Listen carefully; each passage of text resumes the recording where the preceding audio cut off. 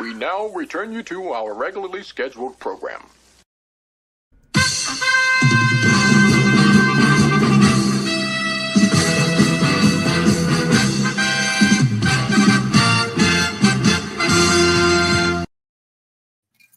Ah, it feels good to be back. Woo!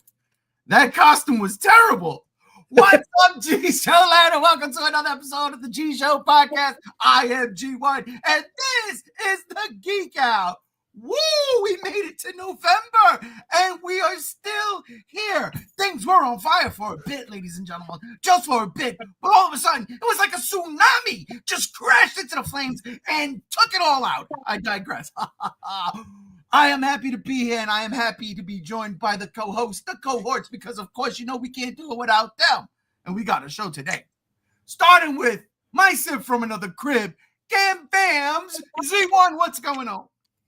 Hello, everyone. Happy after Godzilla Day. Hope we got a big old show planned today, and I am excited. Oh, yeah, we got a lot to talk about. Things you brought up. Godzilla Day. Holy crap. Oh, boy. Super 7. Also joining us, my brother from the great state of the tri-states. A thing. Check it. It's definitely a thing right now, ladies and gentlemen. Check it out. It's Shin Rob Jira, a.k.a. Robbie Butterfuck over there. Over here with a beer. Happy Friday, everybody.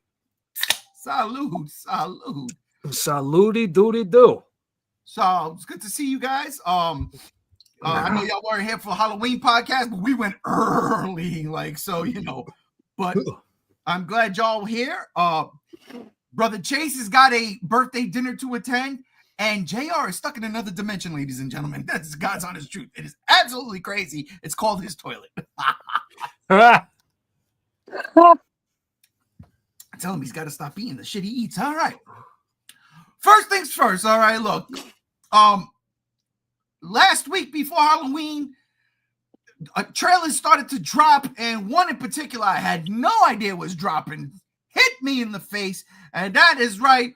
We're talking trailers, and we're talking the Scream 7 trailer. I thought I spelled Scream wrong for a minute. Thank God that this image confirmed that I did not. Oh, fuck. I swear to God, I was rushing so fast, you could have told me I was Putin's horse. I swear to God. Oh, man. All right, bad political pun. Sorry. Time, no place. But Scream 7. I mean, I knew it was happening, but I did not know that it was like actively happening. You know, I thought that shit was pushed back or whatever. And then we get a trailer last week that dropped, and I'm like, what the fuck? And yeah, all of a sudden, I'm just sitting here and I'm like, why am I feeling Scream again? So is it just me, or what did you guys think? Gams, I'm gonna start with you since you just finished watching the trailer. What you think? I think it's really cool. I don't really. I've seen more of the scary movies than I've seen the Scream movies, admittedly. But from what I've seen with this trailer, it looks like it's going back to what made Scream work. I don't know if Scream 6 did that or not. You brought back the final girl from the first Scream movie, and she's got a daughter, and she's, proficient in weapons. A lot of parallels with a certain franchise that Blumhouse rebooted into a new trilogy. Michael Myers. But even if it is reminiscent of that, it's still really cool looking, really scary looking. I love the shot of Ghostface knowing that the girls are shimmying inside the walls, and he just starts stabbing the walls. That's going to be a pretty tense scene, I'm pretty sure. Got back the whole shtick with the phone ringing. It's the exact same phone ring from the first movie. I don't know how they're going to achieve that when everybody has a cell phone and nobody has a landline these days. But swear to God, if they make that her cell phone ringtone, I'm just going to be sitting here like, why would you want that trauma to be your cell phone ringtone. What? Normalization. I guess maybe. But other than that, it's pretty standard, straightforward horror movie trailer.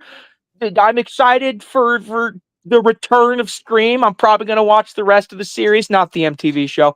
That's too many episodes, too long, not enough time. But I'll definitely watch the other movies. I think I've watched the first 3, so I'll watch 4, 5, and 6 before 7 comes out. Yeah. Yeah. You have more than enough time. Absolutely. You said the final girl from the first one.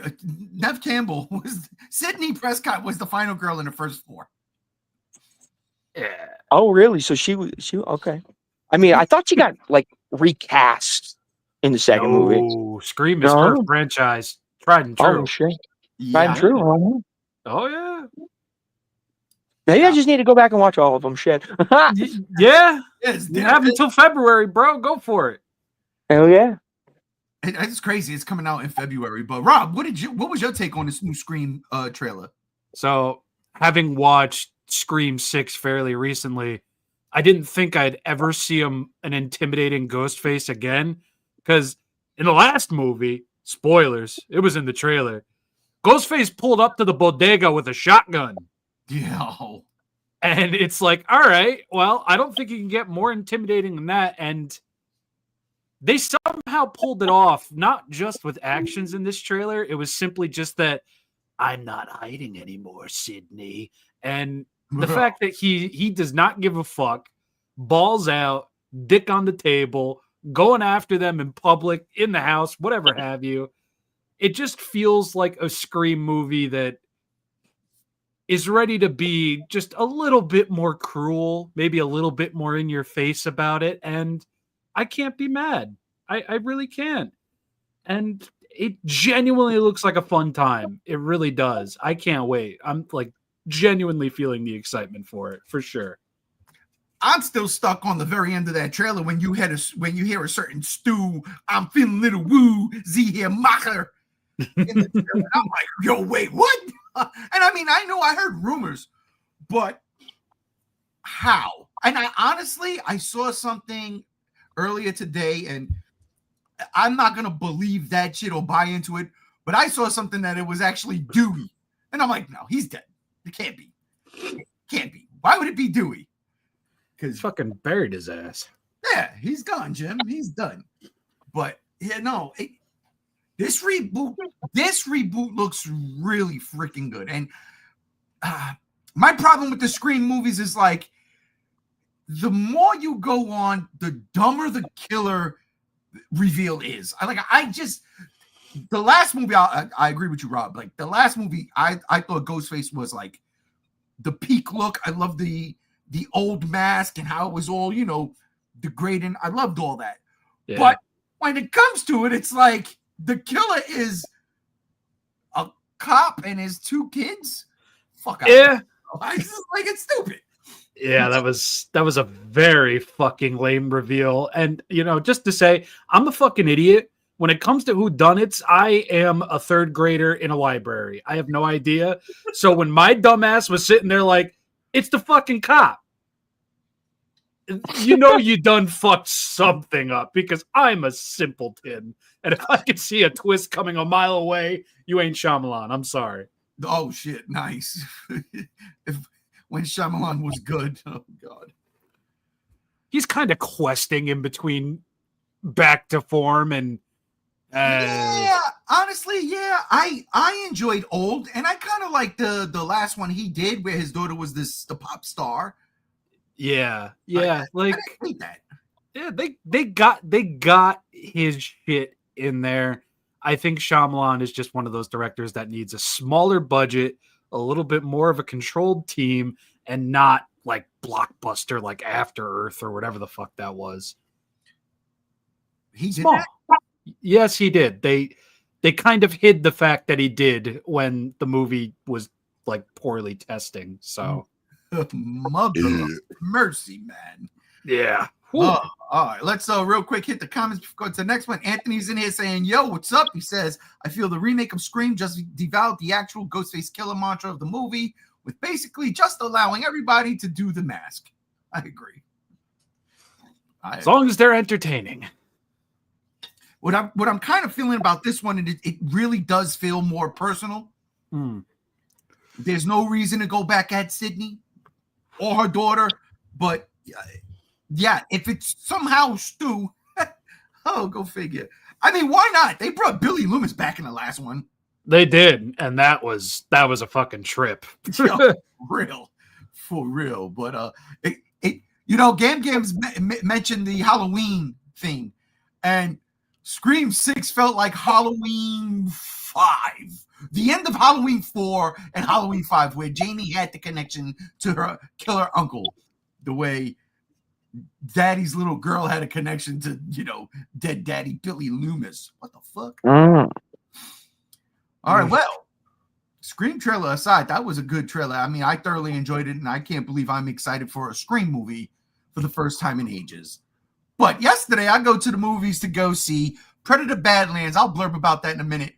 But a little trailer popped up on the screen, and I was like, really? They're showing it. And that was, bam, the Five Nights at Freddy.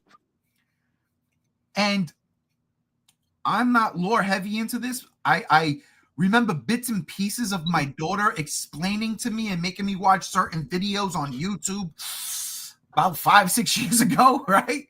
Yeah. But there were little things that were popping out in this trailer that I was like, oh shit, I remember that from this video. Oh shit, I remember when she told me this. Wow, they're really doing that stuff? So I'm not going to go buck wild because, again, I really don't know what I'm talking about. But I'll start with you, Rob. What did you think of this trailer? And do you know the lore of Freddy and the whole thing? And yeah, what's your take? I know a little bit of the lore. I think Gam Gam is more fitted to describe lore, but I can say that FNAF2, in comparison to the first one, game-wise, it's more brutal in comparison. It's very demanding in comparison. And I feel like the trailer flexes that a bit more than the first movie did. Well, for the most part, as it seems. The withered animatronics look fucking fantastic. Yeah. We get, I believe, our first glimpse at Mangle. And they did that in a way that is, I don't know, pretty fucking perfect, I think. Even though it was short, but still, punch. And I was hoping to see a little bit more of the puppet, but the trailer does what any good trailer really needs to do, and it makes me want to see it. And I just have my fingers crossed that it's going to be as good as it's looking right here, because it's looking pretty fucking good. I thoroughly enjoyed that first movie. Like, that movie was, I was so shocked. I was like, wow, okay. I had so much fun with that movie, and this trailer really had me going in that same direction. Like, oh my God. Like you just said, like, it feels like they amped everything up. Did Jim Henson Studios make these creatures, or is this a completely different studio? Because I love the way these animatronics look. Oh, no, it's still Jim Henson, yeah. Yeah, I think they're tagged on for the long haul with this. Yeah. Oh, perfect. Because honestly, the last time I seen great Jim Henson anything was that first Ninja Turtles movie. I could be wrong, but the one that sticks out obviously is that. But Gam Gams, I know this is your thing, so please, what did they get right? What did they add into the lore that's not here yet, if any? How are you feeling about this trailer? So, how I'm feeling about this trailer was, we got a couple more good shots out of this one, but a lot of it was the same footage as the first trailer. And that's okay. That's okay. I don't want a super spoiler heavy trailer like a lot of fucking big blockbusters love to fucking do. So they got my approval on that front. As for what's actually going on here, right? Five Nights at Freddy's 2, the game, is a prequel to the first game. And obviously, this is not. This is a sequel. Okay. Because we got the same characters and the events of the first movie happened. They all recall it and all that. So this is definitely a sequel and not a prequel like FNAF 2 is. However, from what I've seen of the trailer, it looks like it's going to be kind of flipping back and forth between the events of the now, and it might have various flashback sequences for when this particular branch of Freddy Fazbear's Pizza was open, because this location was open. It had these cuter toy animatronics, as we in the fandom call them. And we might even see how that place shut down, involving Vanessa's father. You kind of gotta, though. Like, absolutely. You gotta at least reference the events of the game, which was a prequel. And by doing it in flashback sequences, why the hell not? That's fun. I like that. Are we going to see Fitzgerald, the protagonist from FNAF2? Probably not. We're still following Mike, which is fine. I'm still waiting for, if they ever are going to do the big twist, that Mike is actually Mike Schmidt. Mike Schmidt is actually Mike Afton. But I don't know if Mike Afton's even going to be a character in this. That's getting into deeper lore. But it looks like we're also going to finally get the movie appearance of Henry Emily, who, in case you didn't know, or G1, Henry Emily is the co-owner of Fazbear Entertainment, along with William Afton. William Afton created the animatronics. Henry Emily created the restaurant. Okay. Yeah. Like the whole restaurant was Henry Emily's kit and caboodle. And his daughter in the game lore is the first victim. She was the first victim of William Afton when he donned the bunny suit and started killing children. Oh shit, okay. And her soul gets put into the puppet. We've only seen very brief glimpses of the puppet, but it's that very plain looking animatronic that just looks like a wire work kind of body with a clown face mask. Oh yes, yeah, that's the puppet. And her soul is at least in the games inhabiting the puppet. We do not know if that's going to be the case, but if it is confirmed that Henry Emily is a character in this, then that's probably going to be the case. I'm very excited to see what's going to happen in the Mike Schmidt stuff, because that stuff that's not in lore. This is all new territory, because we don't follow Mike Schmidt in any other game but the first one. And even then, it's just the player character. It's just a name on a check. Yeah. Fleshing it out. And from what I've seen in the trailer, it looks like they're really going gung ho with Mike Schmidt's story and interweaving it into the greater lore of the franchise, but still making it its own thing, because that was Scott Cawthon's whole thing: is the games are one thing, the books are another, and the movies are a third thing. I got a question, Gam, since you are the keeper of the lore. We got Freddy, we got Chica, we got Bonnie, we got Mangle. Who's this other motherfucker? Wait, hold on, let me look. That's Mangle's second head. Oh, okay. All right. Just wanted to make sure there was no skimmy just going about. All right.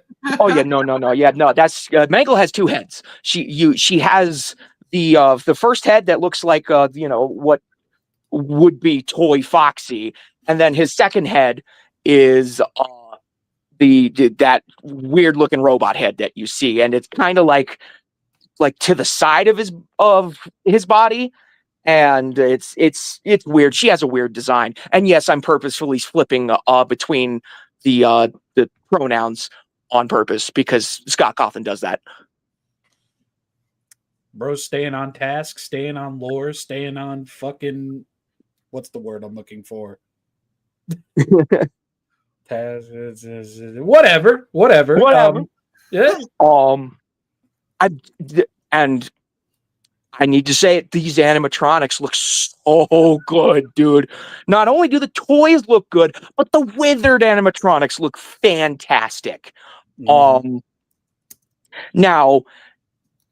I don't know how they're going to go about with the wizards, because in the games, the wizards are not the same as the animatronics from the first movie, even though they look closer to the look of the animatronics from the first movie / first game than they do here, right? Like, they look more similar, but they're not the same. They're like prototypes almost that got abandoned and scrapped in favor of the toy animatronics in the lore of the second game.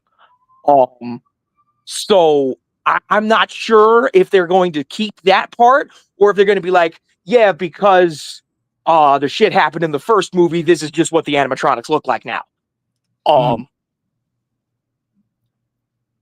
Don't know. It is a different restaurant, so they might still go with even though they look like very similarly to the animatronics from the first movie / game, they're not the same.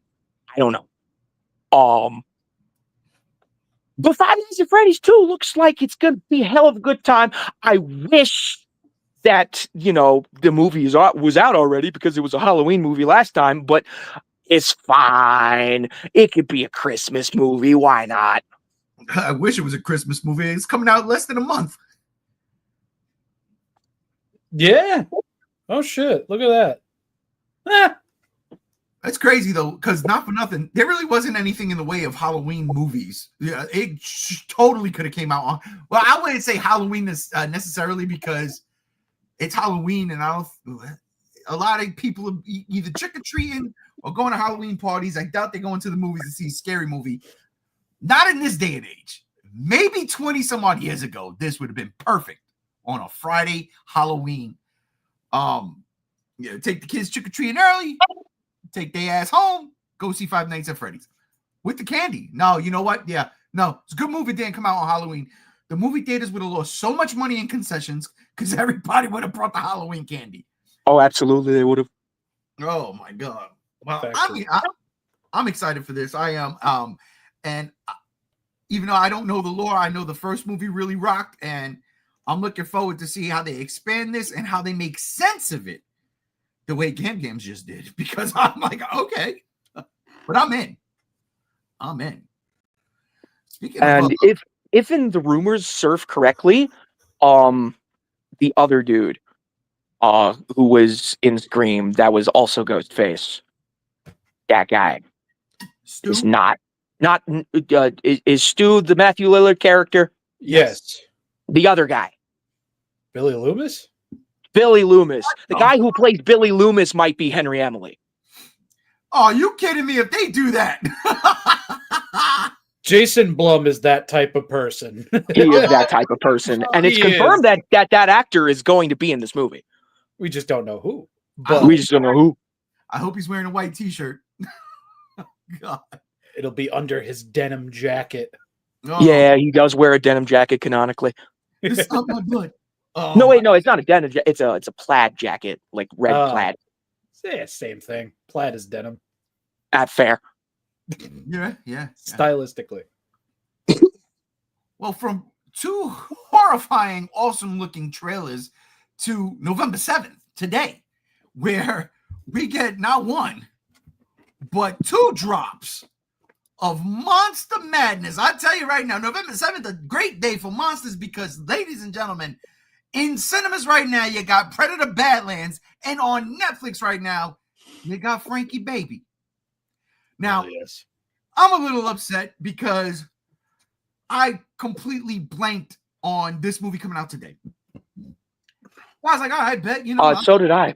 Yeah, right? So I was like, you know what? Thanks to Rob. Rob hit me up. He let me know yesterday. I was like, oh, fuck. So I was like, you know what? It's been a relatively slow week at work since Wednesday. So I'll just throw on the Netflix and catch it, half hour here, half hour here. It'll make the day fly by. It ain't happened. Did not happen, because today I got bombarded. I got bombarded so hard. I was like, what the fuck? on a Friday. Motherfucker want to chill on a Friday. I work and bust my ass for you motherfuckers all week. And on a Friday, I just want to do what y'all do. Chill. But no. Y'all got to bring everything fucking down. Motherfuck me. I was pissed off. But you know what? A paycheck is a paycheck. So I'm like, all right, job security. But I was mad because I really, really wanted to watch this. Not only that, though, Rob, I ran this by Lady G1 this morning. I said, hey, Guillermo del Toro just dropped Frankenstein on Netflix. I'm going to watch it at work. She goes, why? Well, why not? Why not? She was like, well, I want to watch it too. Okay. So, can't say shit after that. Can't say nothing after that. So between that and the work gods, the paper gods, as I like to call them, yeah, I was totally demolished and demoralized. I did not get to see Frankenstein, but I could smell it. I can smell it. But Rob, you up at motherfucking crack ass of dawn watching it. Well, crack ass of dawn for me. Regular time for you. How was it? And what am I looking forward to? All right, so I'm a Del Toro fanboy. You know, there might be a bit of bias here, but I'll be front. You know, I was sweating out of my eyeballs a couple of times watching this movie.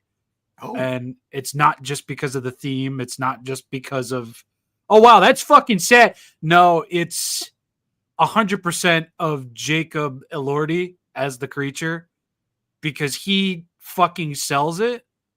And I think he's going to be sweeping award season. But why is he hot? Dude, I couldn't fucking tell you. I really couldn't. But the movie as a whole, I mean, it's Del Toro start to finish.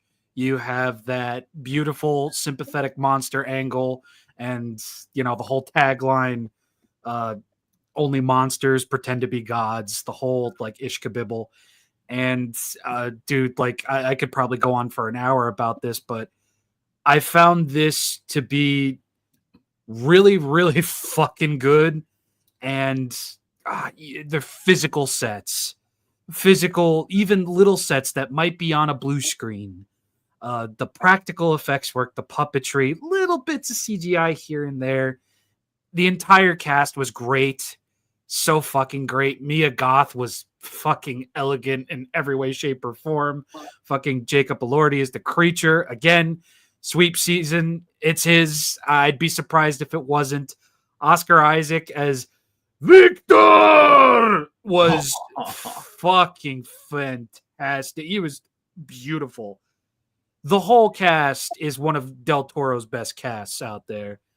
Set design, again, practical. It's all physically there, be it a miniature, be it an actual thing that they built. There's a 45-minute behind the scenes making of on Netflix that also came out today that you can watch afterwards. And you do see great 98% of it is physical, so practical.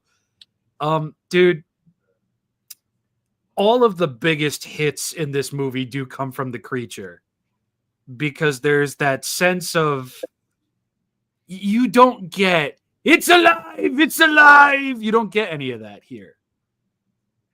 Because initially, you know, he thinks it didn't fucking work. And then bro has a fucking nappy and he wakes up and homeboy's just kind of looking over at him like, who the fuck am I? And you just get like this beautiful parent meeting their child for the first time, twisted sensibility to it. And you get that weird childlike character out of the creature.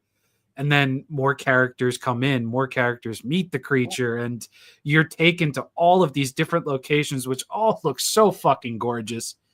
And you're taken on a 2-hour and nearly 30-minute fucking ride where it doesn't let up on either side. You're going to get that emotional aspect. There are 2 or 3 really big moments where the creature goes gonzo and fucks something up. And I wouldn't even call those highlights just because the performances were so fucking strong. And I mean, this ranks pretty high for me when it comes to Guillermo del Toro. But you could tell a fan made this movie. 100%. I've seen people nitpicking it like, oh, it doesn't get all philosophical. A woman made that, so why is a man? You know, people are fucking digging up fucking graves that they shouldn't even be poking around in. Because at the end of the day, Del Toro did a fucking amazing job here. I couldn't believe that ship you see in that poster, practical, there, real. Oh, real, come on, man. Yeah. And dude, like I it's not even just because I'm a Del Toro fanboy, but I feel like this whole team, cast, costume, makeup, director, everybody's going to get a piece of the pie come award season because everybody just did their fucking shit and they did it beautifully, including Alexandre Desplat, who did the score for this movie. And you better believe he's got the fucking strings going. He's got the brasses going. He's got that fucking theme that gets whittled into nearly every tender moment that the creature has. If you're not going to be balling, you're going to be feeling like you want to be balling because it just has it. That Del Toro fucking DNA, those fingerprints of feeling sympathy for a creature, for a monster. It's here, and it's probably the strongest it's ever been. That's what I want to hear. Look, as a fucking fan of Frankenstein, and again, I don't know why, but I've said it a million times, there's something that just draws me to this property, and I really love it. And I read Mary Shelley's Frankenstein, and I was like, wow. And I mean, for me, the worst Frankenstein movie, it was that, that De Niro one. I can't with that movie. But at the same time, I appreciate what they were doing. I didn't watch the Hammer ones, JR. I'm sorry. In another dimension. I did not watch the Hammer ones. But, those old Boris Karloff movies, Bride of Frankenstein is an absolute classic. It's like one of those movies is black and white and all that stuff, and then just modern day takes on the character in various different things. Frankenstein and the Monster Squad, come on, it's the greatest. Phoebe, come on, man, break my heart. I Frankenstein, I can't lie, fighting gargoyles and shit. I have fun. I just say there's a lot of things. Fucking Victor Frankenstein, I really enjoyed that movie. Young Frankenstein. I can't even say nothing about that. That just goes without saying, and it also goes without me seeing. But I digress. One. But you've read the original Mary Shelley novel, yes? I have. Okay, so this isn't a 1-to-1 recreation of the book. Del Toro did go in, and he did change a few things. Like, how do I put it? Victor's brother is an actual character, like a major character. It's not just I had a brother. Okay. And he does not have a wife, Victor Frankenstein. He's not engaged. No. Oh, that's okay. Mia Goth actually plays his brother's fiance. Oh. So that gets played into quite a few things into the movie. There are nods to the book in there that are decently woven, but there are things in there that Del Toro changed because he's Del Toro and he can do that, and it's an adaptation, not a full-blown I'm remaking the book into a movie. So he did it with The Creature from the Black Lagoon. He absolutely fucking did. Sally Hawkins, salute. I love you. Salute indeed. Yeah. If I could say drop whatever you're doing tomorrow, watch Frankenstein when the sun goes down, do it, because that's probably what I'm going to end up doing tomorrow myself. Just another watch. Mrs. G1 just got home, and I told her, I was like, listen, tomorrow we watching Frankenstein and we watching Lisa. She was like, yep, all right. But first I got to take down the Halloween decorations. Yeehaw! Yay! Oh, no, I'm excited. Damn it, I'm excited, man. I really am. There's a lot to be excited for because the movie kind of it taps a little bit on everything. You got your romance, you got your action, you got your little bouts of horror here and there, and in between all of it, you might shed a single Denzel tear. I shed multiple. Hell, even even in what was it called? Penny Dreadful. I liked Frankenstein and Penny Dreadful. Oh wow, Penny Dreadful. I haven't watched that in ages. I should do that. Yeah, honestly, I was just as I said it, I'm like, fuck, I gotta watch that again. Yeah, that was a good show. It really was a good show, bro. Like, Motherfucker. get him, Timothy Dalton. Oh, God. Gams, any? I know you didn't see it either, but you're looking forward to this?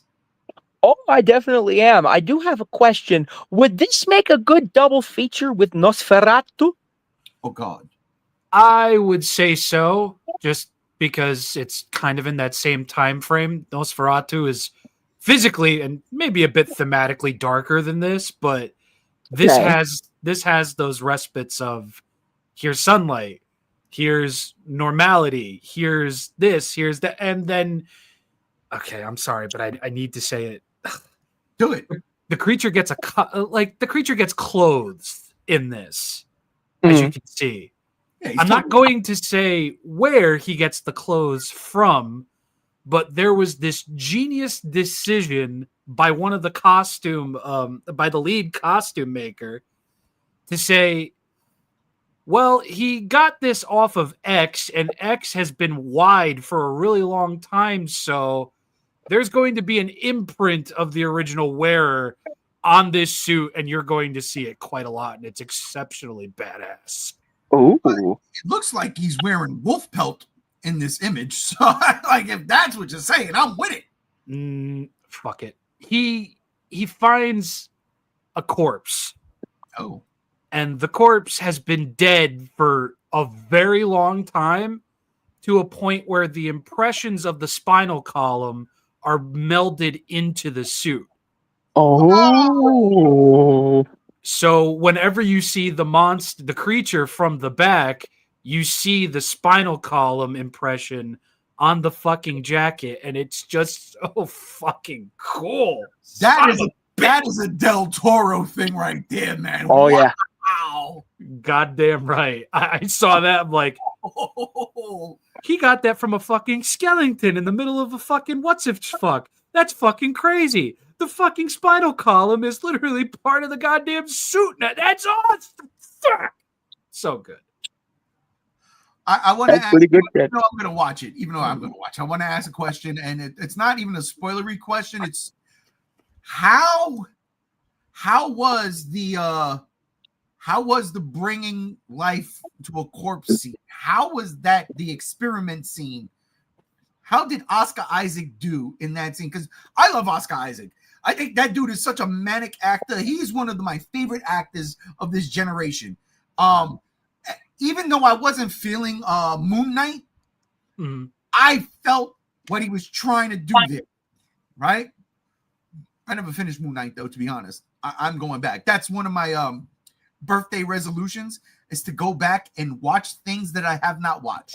Instead of going back to the well and watching things that I thoroughly enjoy, it's time to switch it up. That's what I'm gonna do this year. Respect. But Oscar Isaac he has that range. How was he in that particular sequence? Exceptionally hands-on, because he did it all by himself. No Igor. Nah. Good Lord. And when I say homeboy was climbing that fucking tower in the goddamn rain with his pure silver antennae, he did it all by him fucking self. He screwed the bitch in and said, yeah, it's time to cook. Oh, man. All right, I might have to stop after this bit so I can watch this shit tonight. Oh, fuck. Dude, Goodness gracious. There's like this little thing that kind of just spices it. I'm not going to say what, but there's this little thing going on as he's doing all this that really does test the fact that this is a man playing a character, and he doesn't stumble once. He goes through the beats of, I need to do this, I need to do that. Here comes the fucking ex-parasite to this perfectly working body that I'm dealing with right now. Oh shit. Now I need to do. He juggles it perfectly. He really, really does. Man. And dude, like, again, every aspect about this movie, it's 10 out of 10 for me. I'm just gonna say it. Oscar Isaac would have been a better Sherlock Holmes than Robert Downey Jr. Robert Downey Jr. just got it because he was the hot shit at the time. Agreed. 100%. Agreed. But I do love Robert Downey Jr. as Sherlock Holmes. I can't lie. Oh, But yeah. let's be for real. Oscar Isaac would have killed it, especially that description you just gave. That's the reason why I thought of Sherlock Holmes. I'm like, yeah, that's how that movie. Oh God. Oh fuck.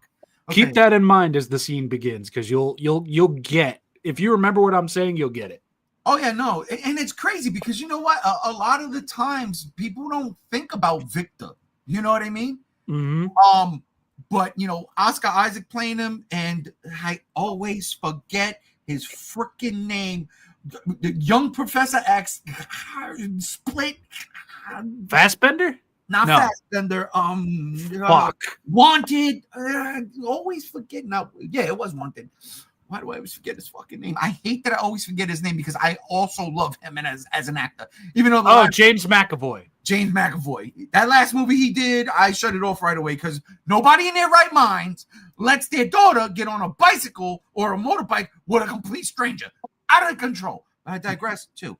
McAvoy as Victor Frankenstein was beautiful. I loved McAvoy as Frankenstein. But this is Oscar Isaac. I'm just like, yo. Good. You know, handsome creature be damned. I ain't gonna lie. I'm not gonna lie. When I saw that image for the first time, when they showed the creature, I didn't believe I was like, there's no way. And I was just like, holy shit, it is it. And I'm like, this is a hot creature. But I don't want hot creature. I want Muckman. I want a zombie. But then I'm like, well, the creature from the Black Lagoon was pretty sleek too. Shit. I was like, fuck. Yeah, they streamlined him, and apparently that was Del Toro's plan from the very beginning. So Yeah, probably because he wanted to distance himself from the Boris Karloff look. But there's so many different looks that you could go with that actually worked for Frankenstein that wasn't reminiscent of Karloff. it's true. But at the same time, I haven't seen the movie, so I really don't know his the stature of the creature just yet. You know what I mean? I'm used to seeing that wide shoulder, big, just hulking monster from recent times. And then you look at Karloff. Karloff was pretty tall and big and, you know, frightening in his own right. You get some hulking monster in this movie. That is for goddamn sure.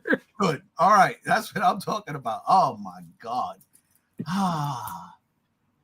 Netflix, Guillermo, you son of a bitch. Fuck. Do Mountains of Madness, for fuck's sake. He's about to make you shit tons of money and more Oscars, Netflix. All right. Look, Frankenstein is on Netflix right now. Let's real quick throw into the comments. All right, real quick. Anthony says, what are you guys' thoughts on creating original animatronics for the movies, being that there's only original animatronics in the actual game series? You can open up storytelling apps. This is in regards to the Five Nights at Freddy's. I'll let you take that, Gams. What are you guys' thoughts on the yeah. I mean, you know, I don't 100% understand the question. But you know, the animatronics, in my opinion, look spot on to what they look like in the games. And, you know, them looking as spot on as they do might even have lore implications. I don't know. Okay, Anthony also comes in. I want Guillermo to do the Mummy and the Wolfman next. Here's the thing. The Mummy is is happening again, and apparently Brendan Fraser's coming back. So I'm all for that. I don't need Guillermo to do that. And the Wolfman, honestly, Benicio del Toro's Wolfman that's still a very good movie. I don't need to see another Wolfman movie unless the one we're getting next. Roger Eggers, right? Robert Eggers. Robert Eggers Wolfman. Yes, Wolfen, whatever it's called. It's just called Wolf with a U. Yeah, Wolf, right? It's just called Wolf. Yes. No, give me that after his Nosferatu. Give me that, and I am all down with that. Anthony comes back and says, Michael Giacchino doing the score for this movie, the guy who did the Batman score? No, I think it's Desplat. It is Desplat, and Desplat. yeah, it is Alexandre Desplat, and he does a very beautiful job. And then, last but not least, before we move on, when I look at Oscar in terms of his mannerisms and his presence on screen, while he's not a carbon copy, you can actually see their acting styles. He reminds you of Montgomery Clift and Paul Mooney. Damn. Okay. All right. Who? Yeah, all right. Well, that monster's on Netflix. Okay. This monster. As I should remove this right now. Make that better. All right, here we go. Whoa. Whoa, hey, wait, where did you go? They're blocking us. There we go. This monster's in the theaters. I got to see this yesterday. Fun little story real quick. On Halloween, my parents came over. My birthday's in that vicinity. Came over, dropped off something. We were talking. My father goes, "Hey, ain't that Predator movie coming out?" Yeah, it is. He goes, "Man, is there anything I should watch?" I said, "Did you watch Prey?" He goes, "Yeah, I loved it." I go, "Okay." "Did you watch Killer of Killers?" He goes, "What's that?" So I explained. It's this animated movie that takes place in the Predator universe. I don't want to watch a cartoon. Oh, it's animation first off, and it's adult animation. Trust me, watch it. On Tuesday, my father texts me, "Oh my God, I love this movie." I'm cracking up. The guy that doesn't want to watch a cartoon is texting me, "Oh my God, I love this movie. Are you going to see Badlands?" I go, "Yes. I don't know if I'm going Thursday or if I'm going Saturday." Because at that point, my mind wasn't made up yet. So I go, "You know what? If I go Thursday, it's usually in the evening. Do you want to go?" So he was like, "I'll get back to you." Fine. Yesterday morning, I woke up and I had decided I'm good. After I seen a bunch of people, one of my favorite, Robert Meyer Burnett, throw up what he threw up, I was like, you know what? That's my guy. He likes a lot of the same shit I like, a lot of the same shit from back in the days that I vibe with. I trust him. So I was like, that pretty ultimately made up my mind. I'm going to see this movie today. So I text my father, "Hey, I'm going to go today." "All right, bet, let's go." We went. Oh my God. At first I didn't hate it. I was digging. I was in it. I just wasn't. I'm trying to get around the fact that it's not a predator hunting humans. I'm really trying to get around that. I was like, I don't understand. But I saw someone today put something up, and I was like, that's it. I think, matter of fact, I think it was that guy everybody hates in the group chat. Where he said, "I finally got to see a Predator movie where it followed the Predator and its adventures." And I'm like, yeah, you know what? That really does solidify it for me. But after I saw the movie, after it was all said and done, I fucking loved this. I was like, oh shit, it was fun. Listen to me. A Predator movie should not be fun. This movie was fun. This movie it did take itself serious, but at the same time, there are moments of levity in this movie where you're like, wait a minute, can a predator say that? Like, it's weird. Yes, they talk. The whole, spoiler alert, they do talk, but the whole time the predator is subtitled. I love that. Shout out for that.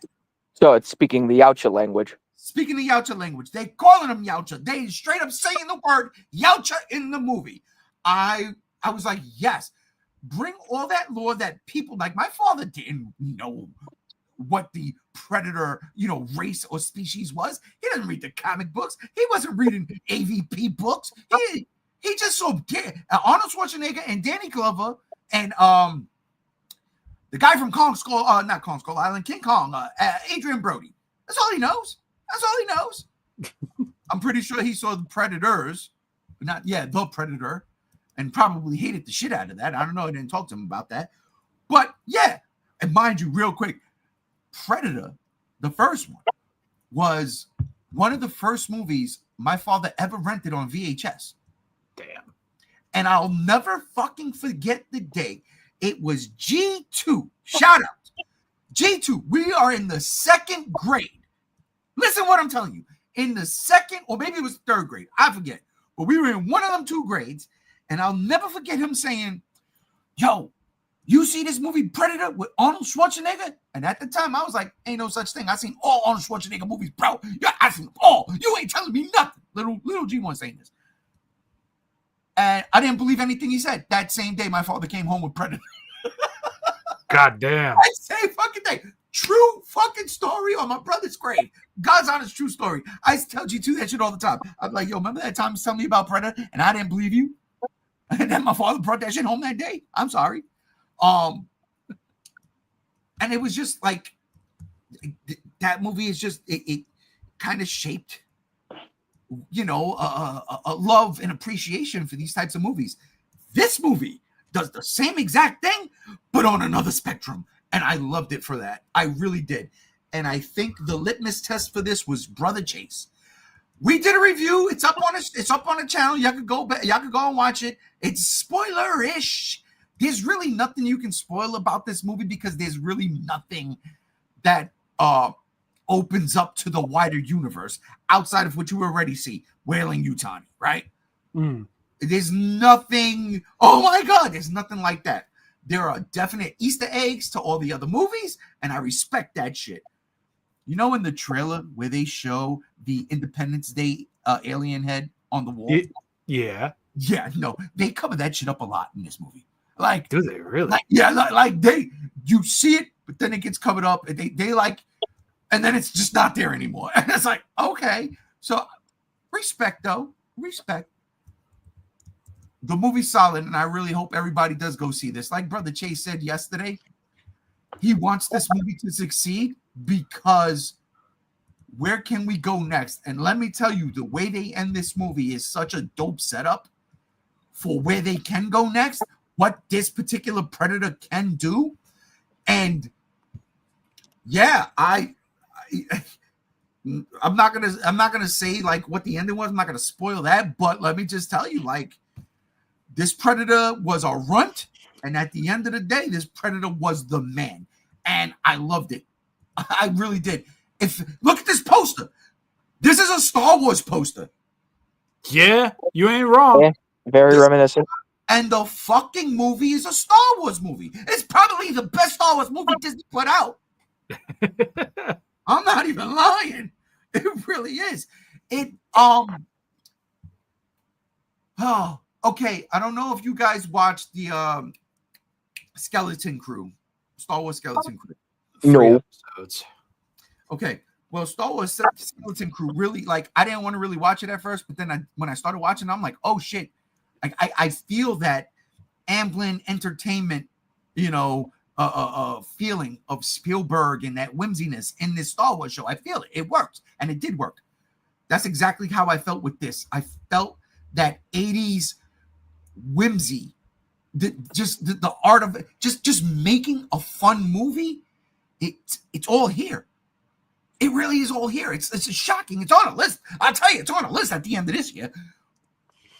It was, like I said yesterday, I think we gave it an 8.5 or a 9. Damn. There were a couple of things I was just like, right? But it did not ruin anything. I thoroughly enjoyed this movie. Predator Badlands, go for the love of God. See Frankenstein at home. Go see Badlands in the theater. Or if you can't, if it's not playing near you, which is stupid, if you ask me, that's blasphemous. It should be playing everywhere. Try to watch it. It's fun. It's fun.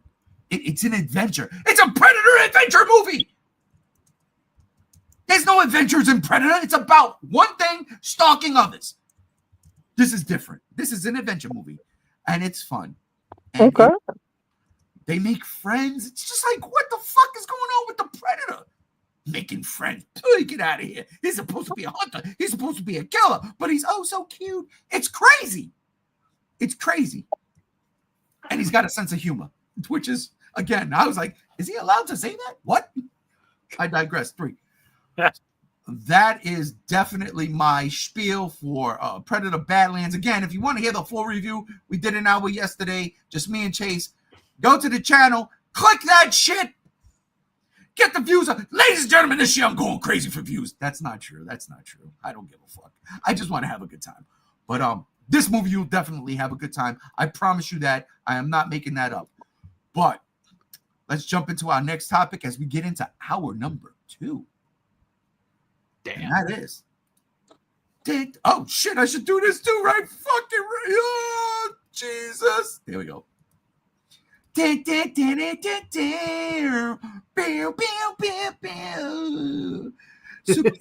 Bye-bye. Oh, boy. In news that dropped, what, a week ago? Oh, no. Yeah. Oh. Yeah, it dropped earlier this week at around like Monday or Tuesday. Games, you want to take it? Sure. Why not? So it has basically been announced. I don't think anything like really concrete official has come from Toei. But a bunch of the news sites, including like Discussing Film and Nerd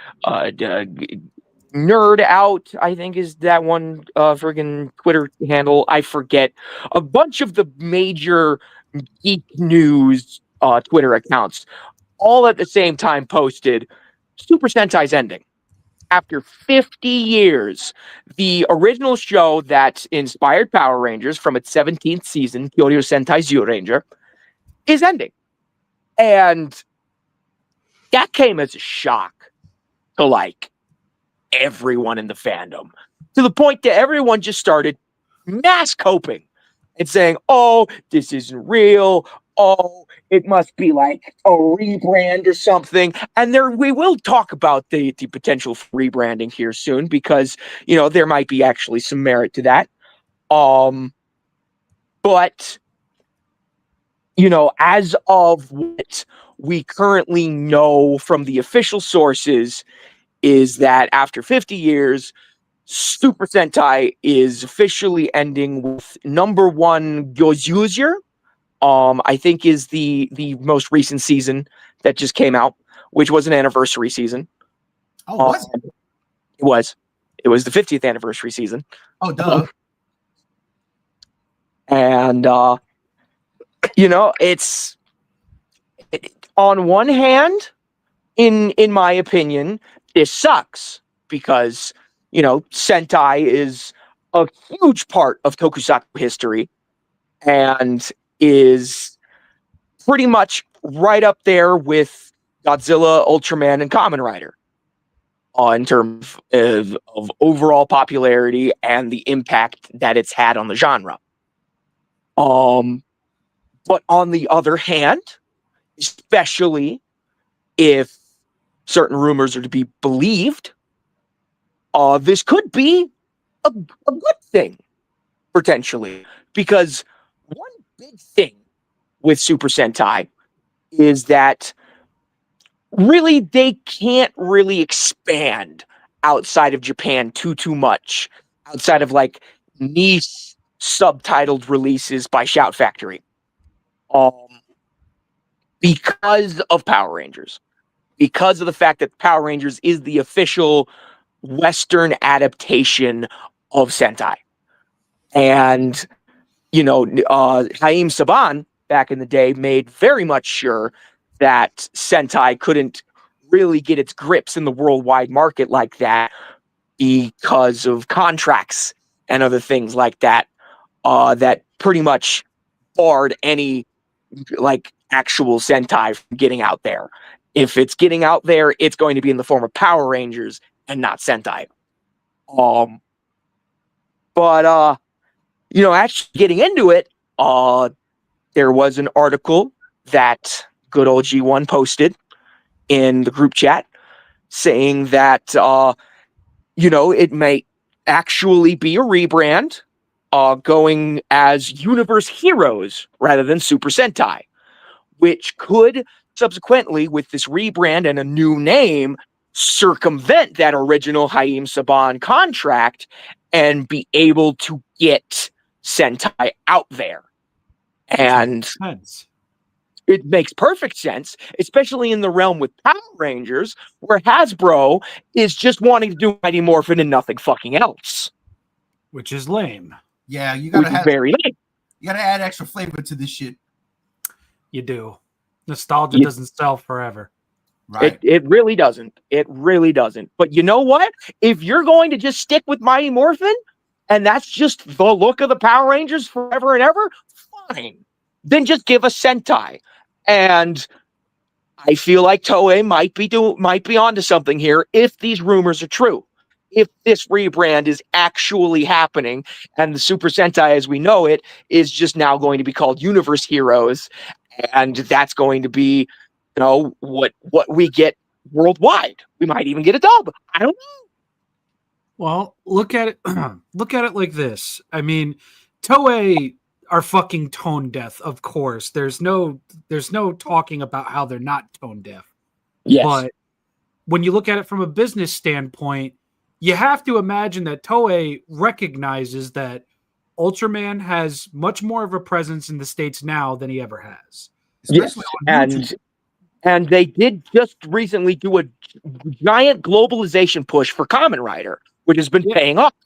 Yes, and I mean, nobody ever is going to say, "Oh, I didn't know that Godzilla -1, a Japanese production, won a fucking Oscar in the United States. I didn't hear nothing." That's impossible. So, immediately upon hearing this, it's just the third thing that came to mind was, well, maybe they want to say fuck you to Haim Saban and just break the fucking wall finally after all of these ages, these decades of just, oh, is this Japanese Power Rangers? No, motherfucker. This is where it all came from. It makes sense.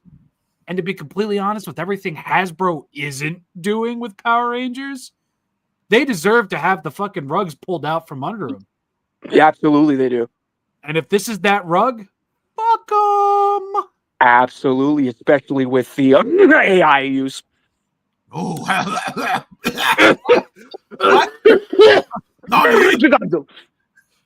Hey, oh my god! Fuck. I have a question. What's up? Hasbro has the licensing for this, right? Hasbro is a predominantly toy company. Okay, so when it comes to Power Rangers, yes, Hasbro is the owner of the brand. They are the sole controllers. Haim Saban sold the whole kit and caboodle to them, to the point that, they got all the old props and then started auctioning them off. What? Yeah, that Hasbro fucking did that shit. It pisses me off to this day. To this day. And they're not even fully complete props. A lot of them are fucking mismatched pieces between different kinds of suits of that particular variant. So it's all willy-nilly on Hasbro's part. So did Hasbro, was Hasbro the one that made the Netflix Power Rangers special? Yes. Okay. Yeah. So then I guess that was my question. Who would Hasbro have distribute a show if they make it? Would it be Netflix? So like I said, that's Power Rangers, that's Hasbro. When it comes to Sentai, that's Bandai. No, that's what I mean though. Hasbro. I'm talking Hasbro with their Power Rangers owning brand now, or them owning the Power Rangers brand. If they wanted to make shows, where would it come out on? Because I remember Disney had it. Yeah, I think they're still trying to gear up for that Power Rangers reboot on Disney. Oh, okay, all right. We did talk about that a couple months back. We did. I don't know if their contract with Netflix is still good or not, if it'll also come to Netflix or whatever have you, because, you still got the entirety of the original Power Rangers. I think you even got the Reignition version on Netflix. You got the specials, you got Cosmic Fury, which is a Netflix exclusive. Hold on. That was done under Hasbro. Netflix got all the Power Ranger shows? Not all of them. No. Okay. They used to have all of them, but they do have, what they do have is Mighty Morphin, the Reignition version of Mighty Morphin, which uses AI upscaling and is not good. Don't watch it. They have Dino Fury and Cosmic Fury, which are Netflix exclusive seasons of Power Rangers, which were the last two seasons of Power Rangers ever produced in that original timeline. Now that that ended back in 2023, Jesus fucking Christ, it's been nearly 3 years at this point. And now they're gearing up for a a total franchise reboot on Disney Plus. Okay. Question again. Mm. You're my lore guy when it comes to this. Those 2 Netflix exclusives, were they based off of Sentai? Half. Okay. Yes. The Zord footage is Sentai, but they made original suits for the actual like superhero part of the show. Oh, okay. I can see that because I'll be honest, just a little bit. Some of them Sentai suits be fucking out there, bro.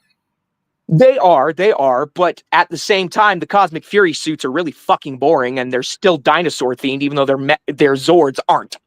Who fucked that up? Nostalgia poisoning. Yeah, nostalgia poisoning and Hasbro. Yeah, they want to sell them toys, bro. They got to get them toys out. That's funny because they never ever sold a complete set of Rangers for the Lightning collection from Cosmic Fury. I think they have like the Red Ranger, and that's it.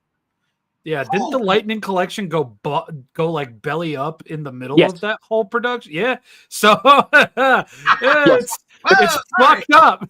I'll just say it was queued up, and that was straight off the cuff. Jose Canseco.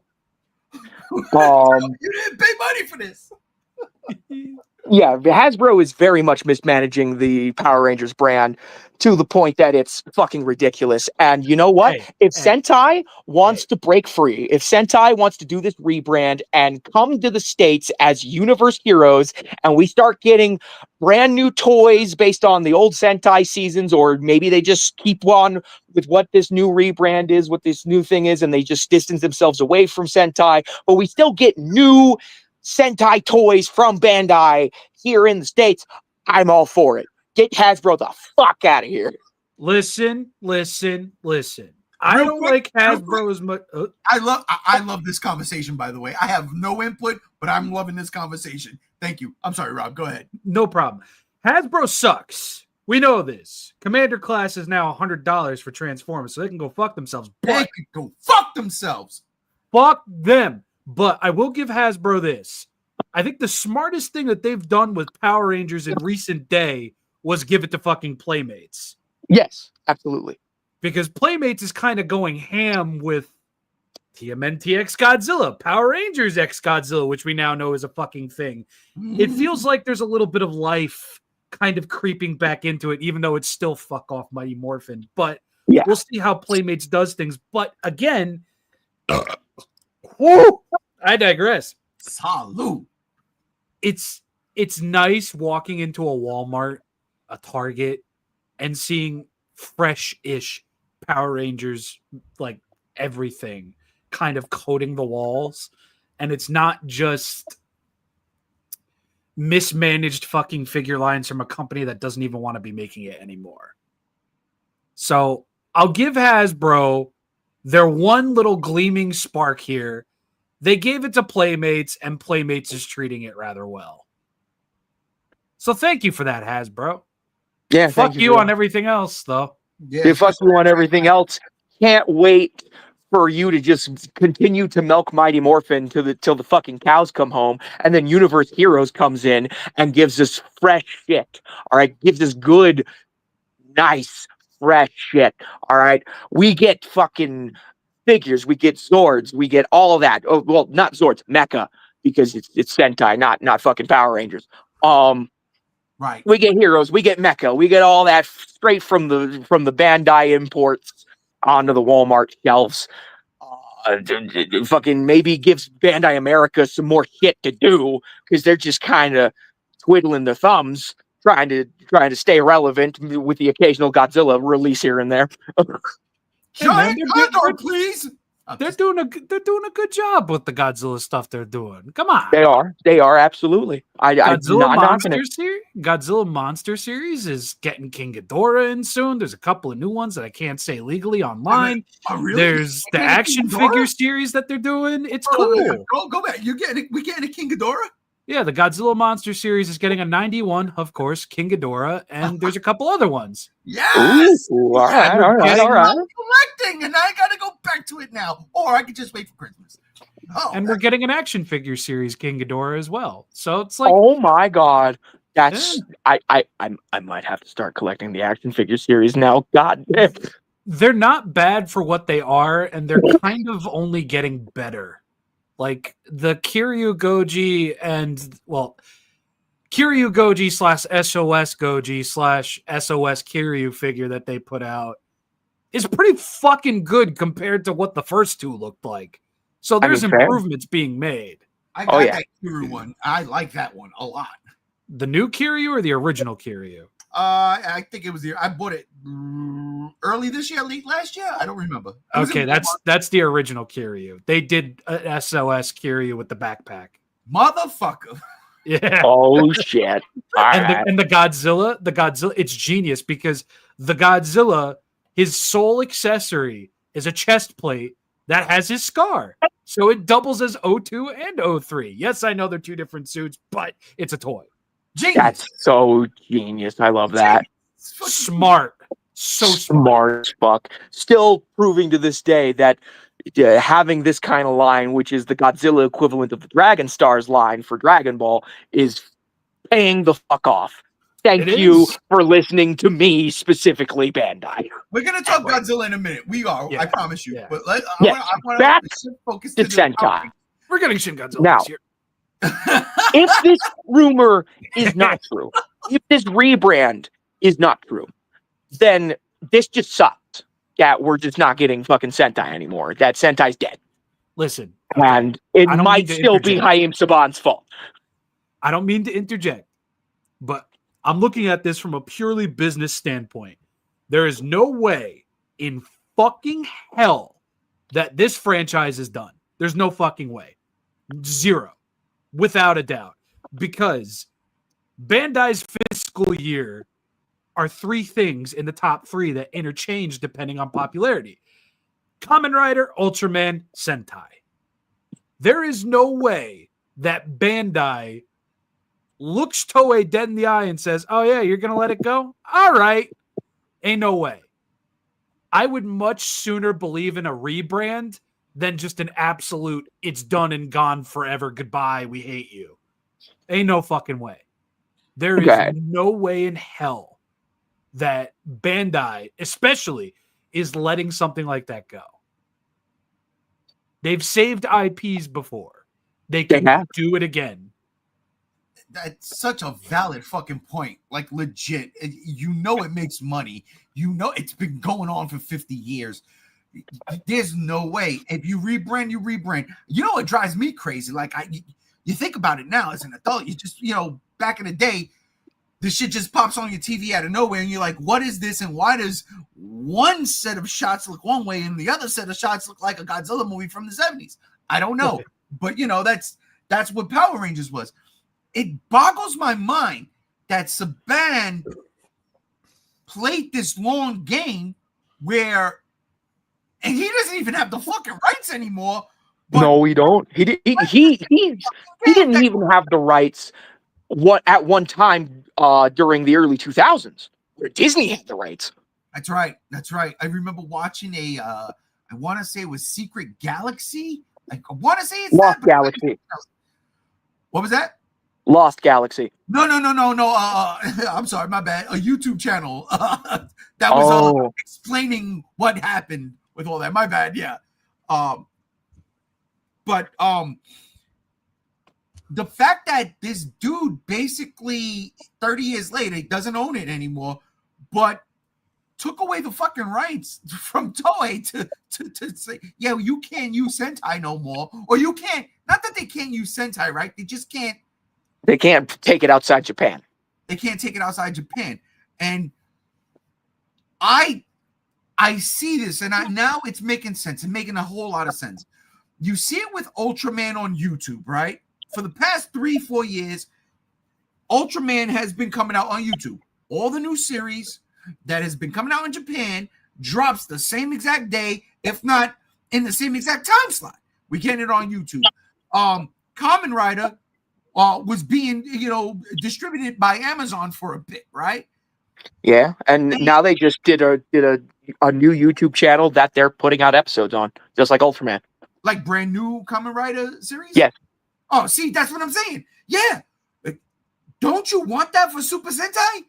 They created this superhero genre of Japanese heroes here in Japan. Now, it wasn't mine. Fuck y'all. Because, goddamn it, Sonny, back in my day, oh, here we go. Back in, you thought you weren't going to see me? I'm not dead yet. Back in my day, Sonny, we had something called Voltron.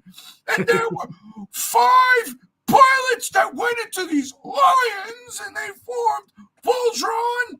And he fought rupees. I don't know what these stupid Megazords were. Voltron, god damn it. Anyhow, sorry. Uncle Grandpa, go back to bed. Uncle Grandpa, you're tired. I mean, if we're really being completely transparent here, the reason why Sentai got mechs in the first place is because of Spider-Man. Oh, I just watched that shirt. I was wearing that shirt this week, and people were like, I've never seen that Spider-Man before. Of course you didn't. Shit. Because it's Japanese Toei Spider-Man. That's right. Just fucking emissary from hell, motherfucker. Go Leopardon. But yeah, that's what I'm thinking. If they want to rebrand Universe Heroes, I love it. I gotta be honest. I do love the name. For me, it doesn't get much. It wouldn't take anything to get used to. I think it's a fucking phenomenal name for a brand because, yes, that's exactly what they are now. Universe Heroes. You know, if you want to keep Power Rangers, no problem. If we can't use the Super Sentai to go above and beyond, Universe Heroes works even better because here's the deal. Not a lot of people know what a Sentai is. You know what I'm saying? They don't know what that means. But Universe Heroes, and they look like Power Rangers, and now Hasbro can't, they have no litigation to get around that? Do it. Make a YouTube channel and go for broke. I mean, fuck. They have Super Sentai YouTube channels that goes on and on. I think Shout does it. Yeah, Shout puts Sentai out. They probably have a live stream going right now. Yeah, more than likely, of all the classic shit, right? And I found myself numerous times just sitting down on a random night and watching a couple of episodes of a Power Rangers show I've never watched before. And I'm like, yo, this is actually fucking good. Because honestly, the Japanese be doing the damn thing. Shout out to Ultraman Nexus, which I am watching right now, and good God, it's getting good. Okay. Listen, if you could just sit down and watch all 52 episodes of Kyojin Sentai's Jetman, I would be very happy. Dude, I still have not finished Zoo Ranger, bro. And that's the one. And I fucking hated Power Rangers when it came out. I was like, what is this stupid shit? Bullshit, ripoff. I hate it. And my brother Zoo Ranger. Yeah, and my brother loved it. And then I'll never forget, the first time I saw Zoo Ranger, I go, wait a minute. This ain't Power Rangers. I was like, this is real good. Fuck. So, and again, that just goes to the reason why we all linked up, because we have a fondness for Japanese culture and Japanese entertainment. That all wraps up in one thing. And I, honest to God, hope that the brand, if the brand Super Sentai does not die, it just gets rebranded. I hope that that's the case, because if it does go away, and like Rob said, I doubt it will. The money's there. But for whatever reason, if it does go away and all we get from here on out is just Power Rangers, well, then Hasbro's got to bring it. Hasbro's got to put, because how many times are we going to buy the fucking same fucking variation of a toy? Never mind. I'm not even going to ask that question. Yeah, don't ask that question. Yeah, I know the answer. But it's just you know how many fucking Godzilla 54s I own? Jesus fucking Christ. As I'm asking that question, I'm looking at all the Hedoras that are right in front of me. And I'm like, yeah, reel that one back in, G1, you stupid motherfucker. But I ain't saying nothing. It's a shame. I hope it's a rebrand. I hope that they found the loophole and they rebrand. And what if Saban buys the rebrand rights? I don't think Oh, I- Toei would even let them at this point. I don't. Yeah, at this point, I feel like Toei would be like, "No, we're handling it ourselves. Fuck all of you. This is our show." They Yeah. doing what Toriyama does. That's right, baby. Goddamn YouTube right. the shit out of Ultraman, Kamen Rider, and hopefully now Universe Heroes. I'm for it. I'm here again. Not a Power Ranger fan, but I am a Super Sentai fan. I respect the originals. I respect where it comes from, and hell, new Power Rangers could be good. I like the movie. I'm just saying, and I really like that Netflix special. Oh yeah, absolutely. I was For me. I kind of hope that this rebrand also comes with a slightly different name. Not that Universe Heroes is bad, it's just not as catchy and gripping as Power Rangers was. but it's not Power Rangers, right? I know it's not Power Rangers. I'm saying something that is as catchy and gripping as that title. What would you do? Like, what would you brand it as? And since you brought it up, put you on the spot. Indeed, you did put me on the spot. Oh. Yeah, do better, Game. Come on. Come on. Do name and stuff. Do name and stuff. Stop putting pressure on me. It's making my mind scramble, and it's nothing but static and fuzz right now. Hang on. I do feel you though. Like Universe Heroes, it does sound very generic. Yeah, generic and oh hey, look, a Power Ranger. What's Universe Heroes and why is it made in Taiwan? Right. It sounds kind of bootleggy. It does. But like the content fucks. Who gives a shit about the name? Granted, this is technically a season of Power Rangers with this title, but I feel like since it was a subtitle, it was Power Rangers blank. If they just take that blank and make that the brand, I feel like they could get away with it. Megaforce.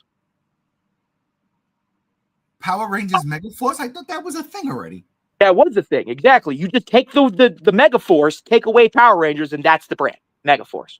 That's cheap. I don't know. I don't know. Universe Megaforce Heroes. Ooh. Just sandwich them together. What about Gridu Sentai? What the fuck? You know, Grid Sentai. No. Sentai Grid. No.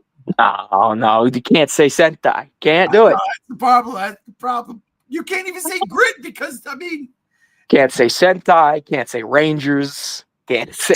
So we change the S to an H and we call it Super Hentai. It'll go great. Hey. Everybody's on now. They'll unban it in Texas. God, jeez Louise. What would a Super Hentai mech look like? Oh my god. Oh my god. There's definitely an octopus in there somewhere. Probably the waist area. I'm just saying. There's definitely a bra size that doesn't exist in there too. There's an aardvark for the head, right? Like, oh god. Quick, do the titty fucking bee. Oh my fucking god. Any hooser. I think I've talked enough about this personally. Just overall, it sucks that Sentai as we know it is ending, but hey, maybe this rebrand will bring some new life and actually get this series internationally recognized. Yeah. Here's hoping, honestly. I don't want to see something like this go away. It has so much history and I mean the 30 years of Power Rangers, the 50 years of Sentai. It's this can't go away. And like Rob said, I don't think it will. The rebranding, whether you like Universe Heroes or not, which it does feel generic. What would you call it? I don't know. But I can't see Super Sentai going bye-bye at all. let's get to the comments before we get to the next segment. And the next segment, I don't know if we're gonna do because I don't know if my cohorts have gotten their shit together. I don't know. So, real quick, we'll do what we're talking about. Power Rangers. Here we go. Anthony says, how do you reestablish the Power Rangers franchise for a newer generation, both movies and show? We got both. Well, they kind of already tried that in 20. Do it well, and number two, they kind of already tried that in 2017, which I liked that movie. I liked that movie a lot. It's just that was the kind of financial nail in the coffin for Saban, and that's part of the reason why he sold it to Hasbro is because that movie flopped. That's because he fucked Goldar up. That's legit. I mean, that too. Goldar was fucking pathetic. I'm sorry. Like, he was literally a faceless Goldar talking like this, and I hated that show. Oh, that hurt. You're a Messi. You're a Messi. You know who else is gonna get those Power Rangers? My mom. I love it. Anthony comes back with how successful their adaptations of either books or video game series have been. I would like Amazon Prime to do Universe Heroes when they finish the rebrand from Super Sentai. You know what? If Amazon could pull that shit in, I wouldn't be mad. What about you guys? Yeah, I wouldn't be too mad. I mean, Amazon has a history with pretty quality entertainment. I like The Boys. I like other shows that they do, like the Has Been Hotel and stuff. But this was like Warhammer. I do like Warhammer, and I can't wait for Warhammer. Fallout was really good. Yeah, but this would most likely just be bringing a show that airs in Japan on TV to the States streaming wise, probably with the subtitles. Maybe if we're lucky, a dub. So I mean, I'm kind of indifferent to it personally. It could go to anybody, Netflix, Amazon, whoever, as long as I get access to it. Fucking Tubi, I don't know. I'd actually prefer they just stuck to YouTube because then it's like you're making money off of AdSense and everybody has a chance to watch it. Yeah. There's none of this subscription bullshit. It's just, hey, it's on YouTube. Here's the link. Go nuts. I'd actually prefer that. 1000% agree. Last comment here. Anthony, I would rather Hasbro stick with doing G.I. Joe because that's the original action figure line that brought them into prominence. Listen, they still do G.I. Joe. They do it. They absolutely do it. But we're just mad that their motherfucking Transformers is fucking expensive as fuck. Come on, stop it. Stop it. All right, now I'm going to ask you guys a question. Okay. And if y'all not ready for the question, we'll move on to the next topic. But did y'all have a what if director directing a movie franchise thing, from past, present, or future? I got two. Oh God, yes. Yeah. I'm pretty sure I have one in mind. Oh, that's fucking wonderful. I don't have personally anything set up for it, so we're just going to do it like this, looking like a brainiac over here. But ladies and gentlemen, welcome to this new segment I just thought up of last week called What If? That's right. And it ain't Marvel's What If. It's the G-Show's What If. It's our What If. That's right. I don't give a fuck about Marvel. They can sue me. Please don't, because I ain't got no money. It's like Rocky 5. Sue me for what? I'm just saying. They should have sued we should sue Sylvester Stallone for making that fucking movie. Period. He made up for it with Tulsa King. He did, yeah, and not for nothing, he even made up for it with The Expendables. That last one, I didn't want to see it. I thought it was going to be a piece of shit. That was really good. Okay, so what if this particular topic right here tonight, I pose a question. What if you pick a director and, from whatever, just grab a director and have them direct a movie from whether it's a franchise, anything. Not Guillermo del Toro directing Frankenstein, Rob. That's a thing. Okay, it's a thing. but you pick a director, you pick a movie, a franchise, whatever, and say, this director would have been perfect for this movie. I've got mine. Let's do yours. I'll start with you, Gam Gams, because Rob's got two. Which is crazy. Fair and valid. So I've been thinking about this pretty much all day because, you know, when I was at gearing up for work and stuff, I was going through the messages and I saw your topic list. So I've been mulling over this, and I like to go outside the box. So I feel like this would be pretty cool. So I forget his name, but he is making a spiritual successor to his original movie. But I feel like the original director of the original Deep Blue Sea should have gotten a chance to make an actual Jaws movie. Okay. Rennie Harlan.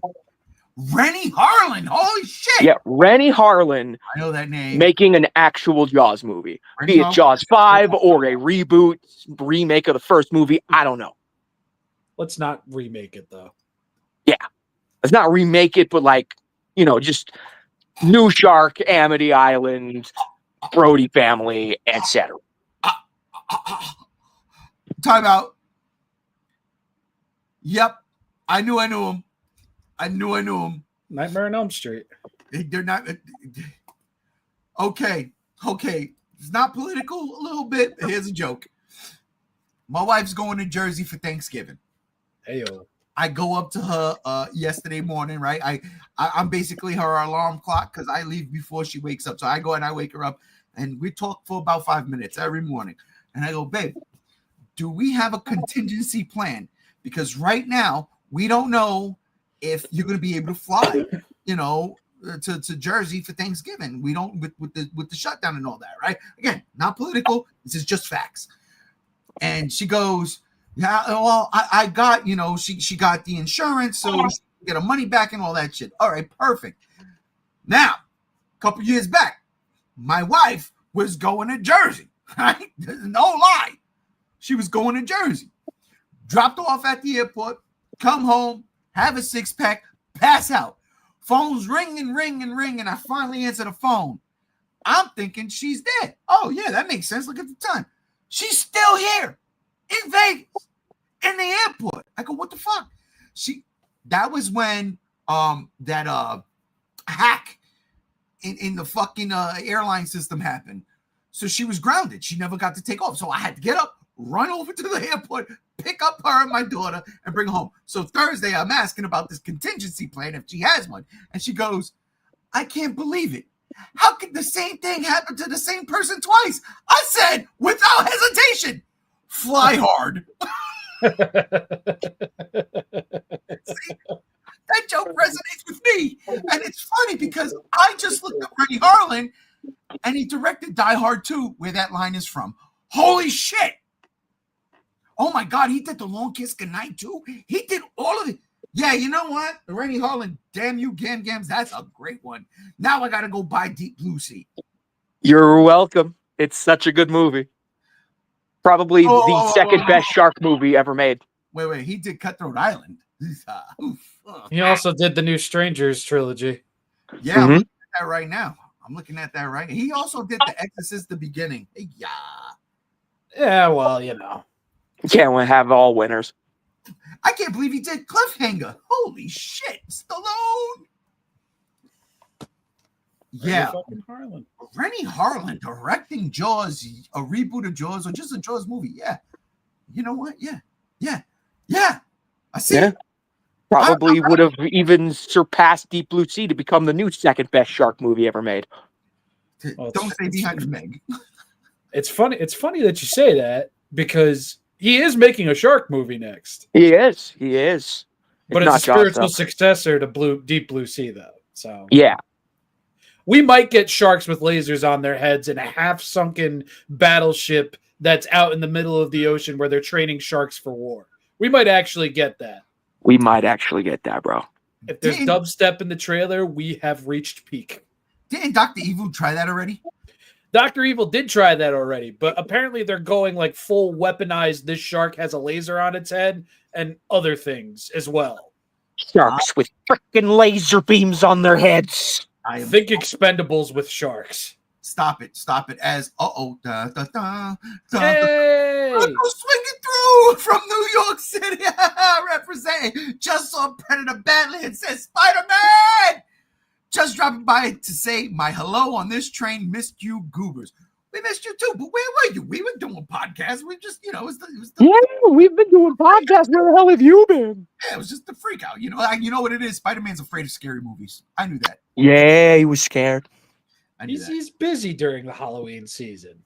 That's true. He's definitely got to handle some fucking masked menaces and shit. There's even a fucking All Hallows Eve character now that he's got to deal with, and that's actually a cool character. I can't lie. I digress. Rob, you know what? I'm gonna go because you've got two, so I'm gonna go next. That's fine. I really like the Rennie Harlan thing, especially now that I know that guy directed some of my favorite fucking movies. So, especially Die Hard 2, which I can't believe that popped up again. Babe, you're not going to Thanksgiving. You staying home. Just said it's written in the cards. The reason why I brought up this topic is because the other day I was watching one of my favorite Halloween movies of all times, and I thought to myself, what if, okay,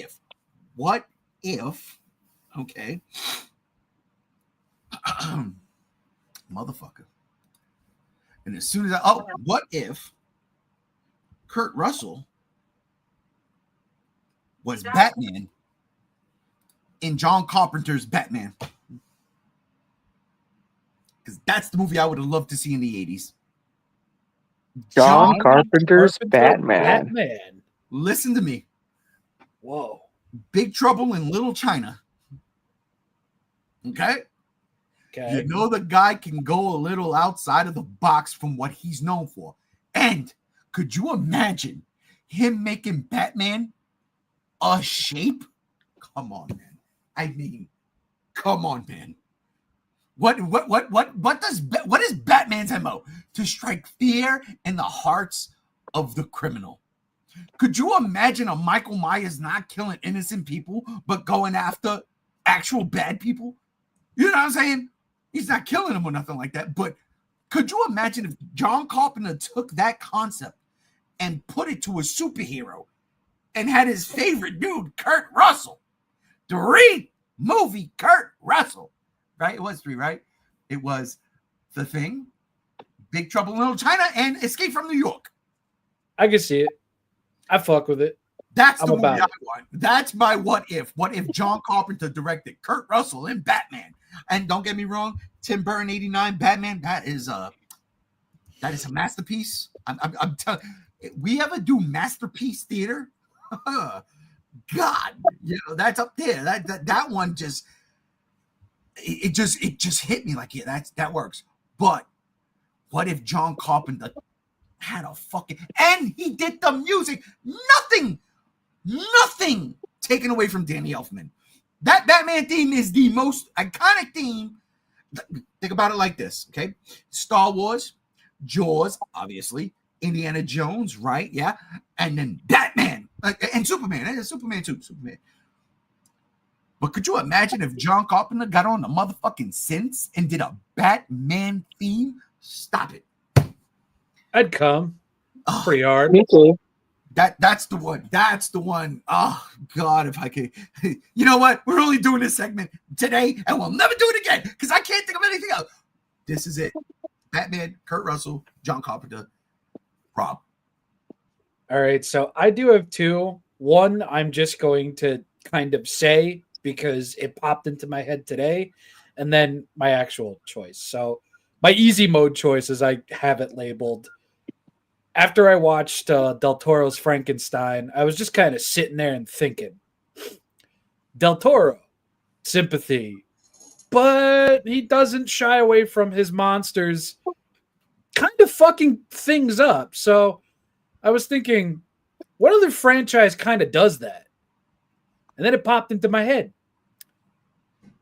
Like, Del Toro would make a great The Grudge movie. Oh, shit. He really would. And, let me state my case. So, The Grudge. A mother and her son are killed by a vengeful fucking husband because he had a little wiener. And not really, but that's just the joke. And you have this malicious void-like curse that is swallowing everybody that comes within the parameter of that house. And as terrifying as the ghost can be, there's also a level of sympathy there because this was somebody that had their life cut short out of jealousy.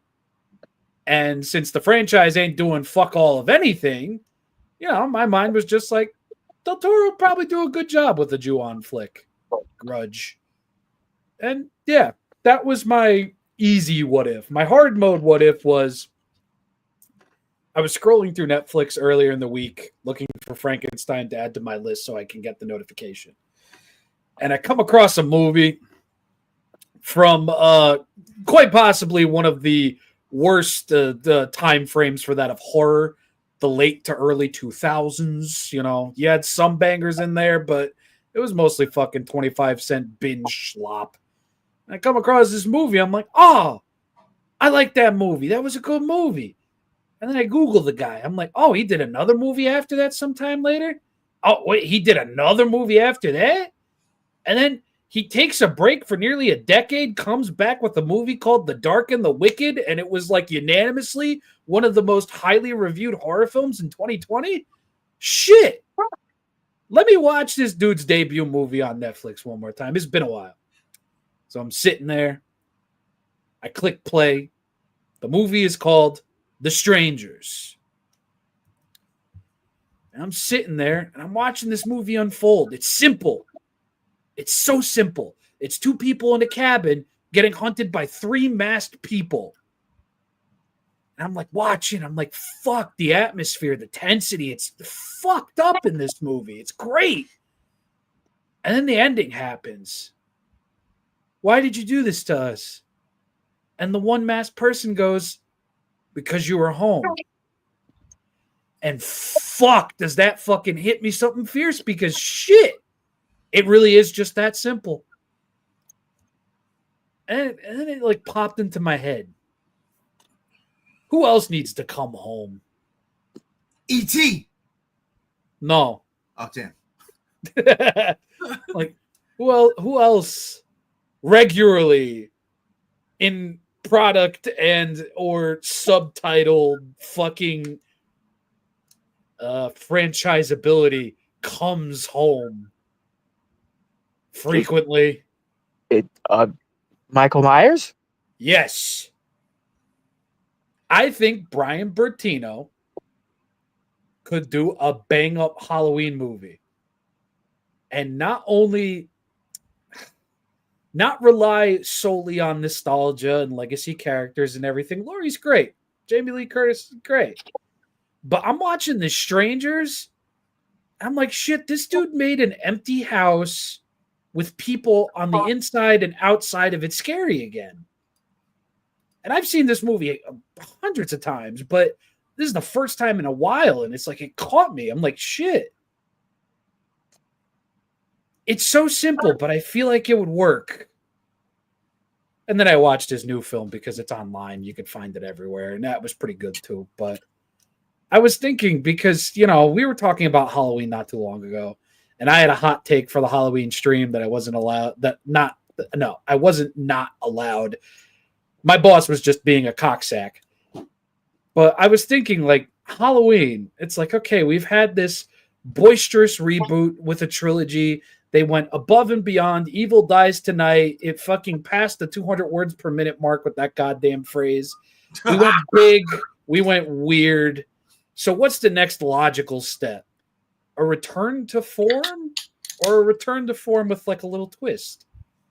And I don't know. Watching The Strangers gave me a vibe for a Halloween movie where I feel like, let's give this guy $10 million, make him fucking direct a Halloween movie and see what comes out of it. And that's what popped into my head. Brian Bertino, Halloween. It's crazy how Halloween and John Carpenter and Batman and sharks just go together. Right? They really do. They really do. Oh, love it. Oh, I'm so happy you guys y'all did the assignment. I'm so happy. Y'all did the assignment. I love it. Did But- all the assignments. You're welcome. I appreciate that so much. But I think it's time we switch it up and we start getting to the nitty-gritty, because Sunday, ladies and gentlemen, of this past week, Oh boy. it was the guy's birthday. It really was. It really was. That's right. It's time to talk Godzilla Day. And the first news to drop out of Godzilla Day was, aha! Goo. The sequel. Is she praying? Is it boobs? What are we doing here?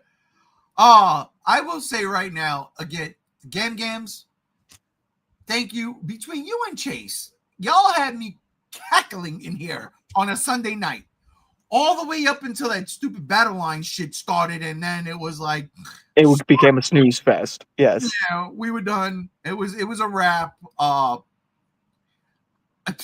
straight up passed out. I didn't give a fuck anymore. I was like, I'm done. Listen, if I'm not around to hype up T-shirt guy every time he changes his T-shirts, what the fuck are we doing? All right. This is true. It's not even a fucking lie. You know what I love too is hanging out with Gam. Now this is the shit. What with it? Just like 5 years we said that we've been doing. Yeah, this? 5 years. Yeah, 5 years. We've been doing this since 2020. Oh God, come on, man. Godzilla Day since 2020, and yeah, maybe the last couple of years we've been, falling asleep. It's been falling off. But I remember the first time. That was the last time my wife actually went to New York. That was the last time she flew. I dropped her off. She got on a plane. I went, got a 30-pack, came home, Godzilla, boom, and me and Gam stood up the fucking whole night. I had McDonald's. I'll never forget it. I had a double quarter pounder. That's right. I'm gonna put out how fat I am. A double quarter pounder, and I had 2 McRibs because the McRibs were in season. And I remember me and Gammy, that was the first time I just sat there and watched the Godzilla Day marathon, and it was fun. And we didn't know what the fuck was happening, but we had a blast. We never know what the fuck they're saying. Yeah, and that's been tradition now ever since. And Gam's made the tradition of T-shirt guy, which I love. We love T-shirts guy. We stand T-shirt guy in this podcast. All right. We do. You just wait till my next year's Halloween costume. I'm just gonna put the burning Godzilla logo thing in a pair of glasses. And You're gonna be T-shirt guy for Halloween. Let's fucking go. Yeah, I am. But okay, what do we make of this title? -0. Gojira -0. Well, it's definitely a sequel title because, the first one was -1. And if we're going up, like most sequels do, 1, 2, going up, you go to 0. There you go. Would it be minus though? It would just be Godzilla 0. Listen, they wanted to keep the branding. I know -0 is an oxymoron of a phrase, but it's fine. All right. Yeah. I can't argue. I'm not mad at it. I'm not mad at it because I thought. Remember when we were fucking speculating on what Godzilla -1 was going to be called, and we were like Godzilla Year 0, Godzilla 0, or Yeah, like I mean, it was working title Godzilla 0 for the longest time until we got the -1 drop. and now we're here. And what is the one thing that pops out in this image? The G. The G. It's so different, almost radically different from what Godzilla -1 was. And I love the intention here. Because make no mistake about it, Yamazaki is doing this shit intentionally. I love the intention here. Is this a little girl praying? No. Okay. Is this, if you flip it upside down, King Ghidorah? No. No. Is this, if you look at the logo, absolutely confirmation of Musara? No. No. That's funny. I thought it was. Or is this absolute confirmation of Godzilla being carried by Hedorah. Yes. Yes. There it is. That's exactly what that is. Listen, flying Godzilla confirmed. Flying Bro, Godzilla we see Godzilla flying in -0. I'm gonna pop off. carried by a weird ass. Because look, not for nothing. You know what? Could be popping up into my seat in the theater. I'm gonna be like, this shit means something to me.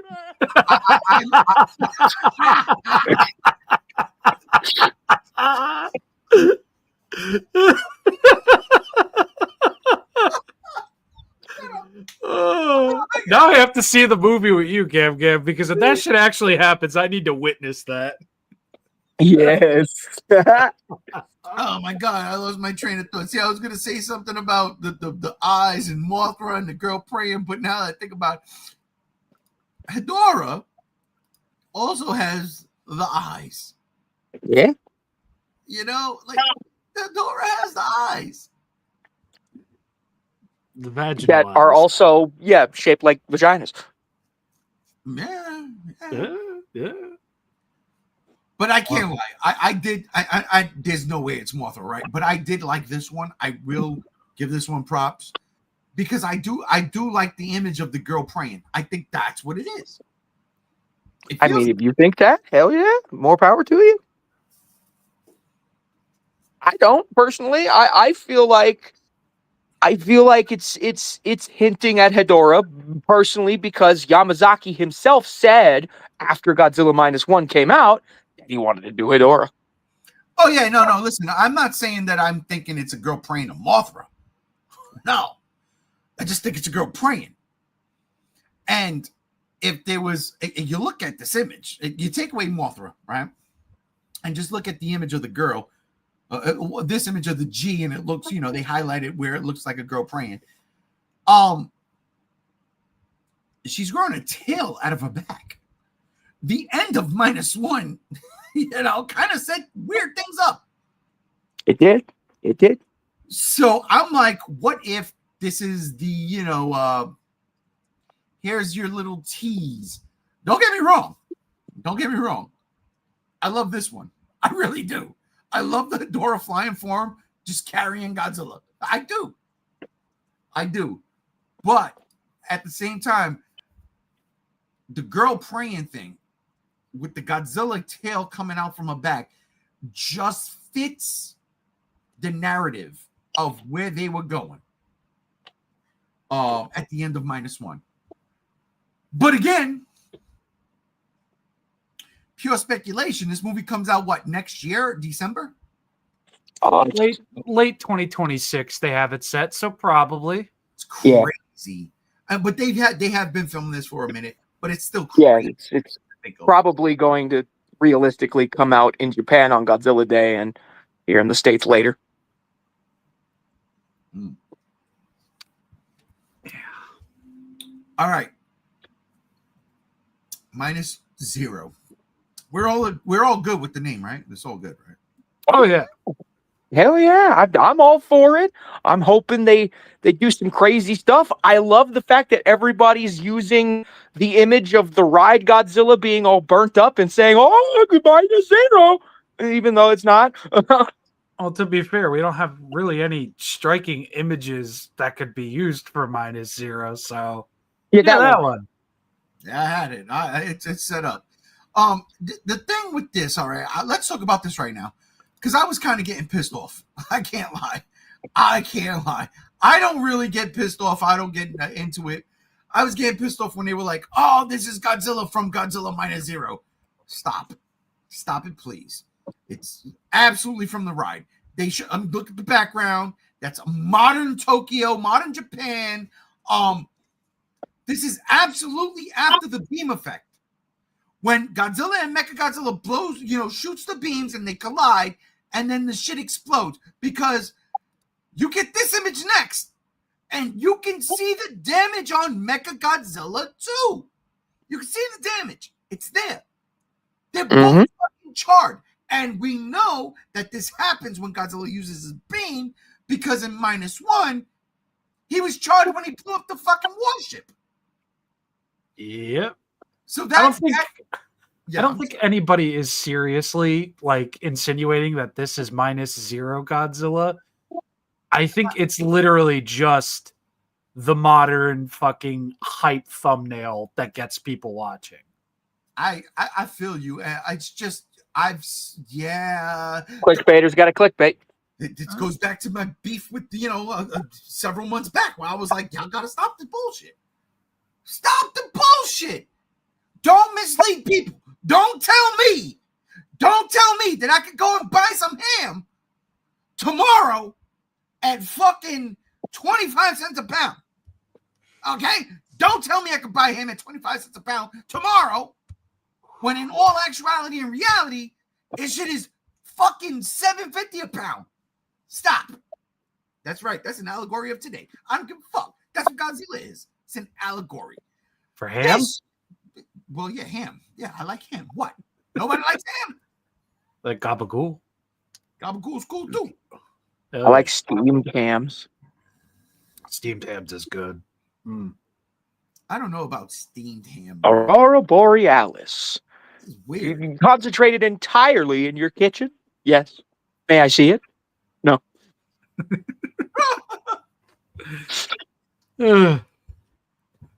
Any hoodles. Yeah, sorry, I'm yeah, sorry. moving on. Because we got more from Godzilla Day than this. We did. We got this. All right, let's talk about this for a minute. Let's dive in. Sure. Because there was a lot of fucking things going on the internet when this dropped. Things that I personally didn't understand when people were mad that this Godzilla had to go burning to blow up a helicopter. Petty bitches with petty energy. It's a cool thing. Shut up. That's my response. Why? Why are you mad at that? I don't. And again, if you watch the short to its through its entirety, that shit happens, and then all of a sudden there's this weird globulous thing happening in the background that's setting something up. And to me, Godzilla went nuclear, not because of a fucking helicopter, because it sensed what was coming. Oh, and if you watch the short on the actual channel, like they uploaded it as a dedicated thing and not part of the live stream, there's subtitles. And if you watch it with subtitles, they say that his temperature is rising like from the beginning of the short. So he was already going burning. And this is no why matter you what. Can't post reactions to your social media before you know and have context. So fucking stupid, man. Because then you look like a dumb fucking idiot. Give me my ham at 50 cents a pound. This is stupid. Like, come on, people. Seriously? Y'all mad? Because he went burning over a helicopter. Stop. So I didn't watch the subtitle one, but thanks, Gam. Now I will go watch it. But even without the subtitles, I never in a million years did it cross my mind, oh, Godzilla went burning to kill this fucking helicopter. No, it didn't. Pay attention. Oh, my God. Anyhow, during this short, one of my favorite scenes of this short was this. Me and Godzilla. Oh, God, I loved it. It was beautiful. Oh, I really dug this shot. And this is what made me say I want more Godzilla right now. It's so freaking adorable at the fact that he just sees the Shinjuku Godzilla hotel statue and goes, huh? Why ain't you moving? Huh? That don't look nothing like me. You made my head all fat. The hell is this? Man, very funny. Oh, boo-hoo. It's fine. Everybody It's loves fine. Godzilla. Yeah, absolutely. Let's be for real. Homeboy was checking homie out like, hey, what's going on? What's going on here? It might also have been a subtle nod to Godzilla. What you got between those pants? What you got between those hotel rooms, bro? Goddamn. Yeah. Is that another hand? Meanwhile, like people are choking each other out in the fucking silhouettes of the hotel room. Like, why are we killing each other? People, Godzilla is stomping through fucking Shinjuku. Jesus. You imagine all the free toys? Whoops. Listen, Rob, trust me when I tell you, it's on its way. If I was in Shinjuku and actual Godzilla was attacking, I'd go looting. Gam's admitting to a possible future crime, everybody. No, it's not, because Godzilla's not real. Hey, you say that now. What are you talking about? Say that now. He's real to me, damn it. There's some art that I dug. I like that. Can't lie. It's pretty good. This one, though, I really liked. I don't know what it is about this picture, but man, I mean, we've had that picture for a while. Really? Because yeah, maybe they just put the fucking logo of G-0. Oh no, that's -1. That is -1. Ha! Ha! You know what's funny about that? I wasn't even drunk when I put that up. You gotta love it. Hold up. Oh, there it is. Okay. All right. I mean, like, look, for all intents and purposes, now that Gam's fucking played me. I'll just go back to this guy. Look at Godzilla from Godzilla -2, everybody. Forget the last gaff. Still, this artwork is dope. I mean, fuck, that art is dope. Yeah, absolutely. I have that as Godzilla -1's poster on Letterboxd. So good. There was a lot of cool things that happened at Godzilla Day outside of that stupid ass long ass. Oh, so many toys. There's a lot of toys. But it wasn't until the next day around 9 a.m. Eastern time, maybe 12 p.m. Eastern time, where things got rather interesting. I mean, there's no way around it. There's no way around it. As a Super 7 fan, I am depressed. And you have every right to be. Depressed. And I told the doctor, I had to go to the doctor yesterday, and the doctor was asking me all these weird ass questions. I'm telling you right now. They were like, have you felt suicidal? This, that, and the third. Are you afraid to be alone in your house? I'm like, what the fuck, doc? What is these questions about? And they were like, are you depressed? I go, I don't know how to answer that, because for Halloween, I was depressed. That was my costume. Depression. And that was before I saw this. So I couldn't tell the doc that no, now I am depressed, because everything that I know about Super 7, okay, and it's not a lot, but what I do know is I love it. I love everything they've given me in terms of the reaction lines. Everybody knows I don't run around that shit. I love Super 7's reaction Godzillas. I fucking love everything they put out. Love it. To me, there was a peak. The ultimate lines, they're a little pricier, but I was like, fuck it, I'm going ham. And there were things that I fucking loved. I mean, come on. Who can't pass up, and this is the first one, who can't pass up a fucking meltdown Godzilla?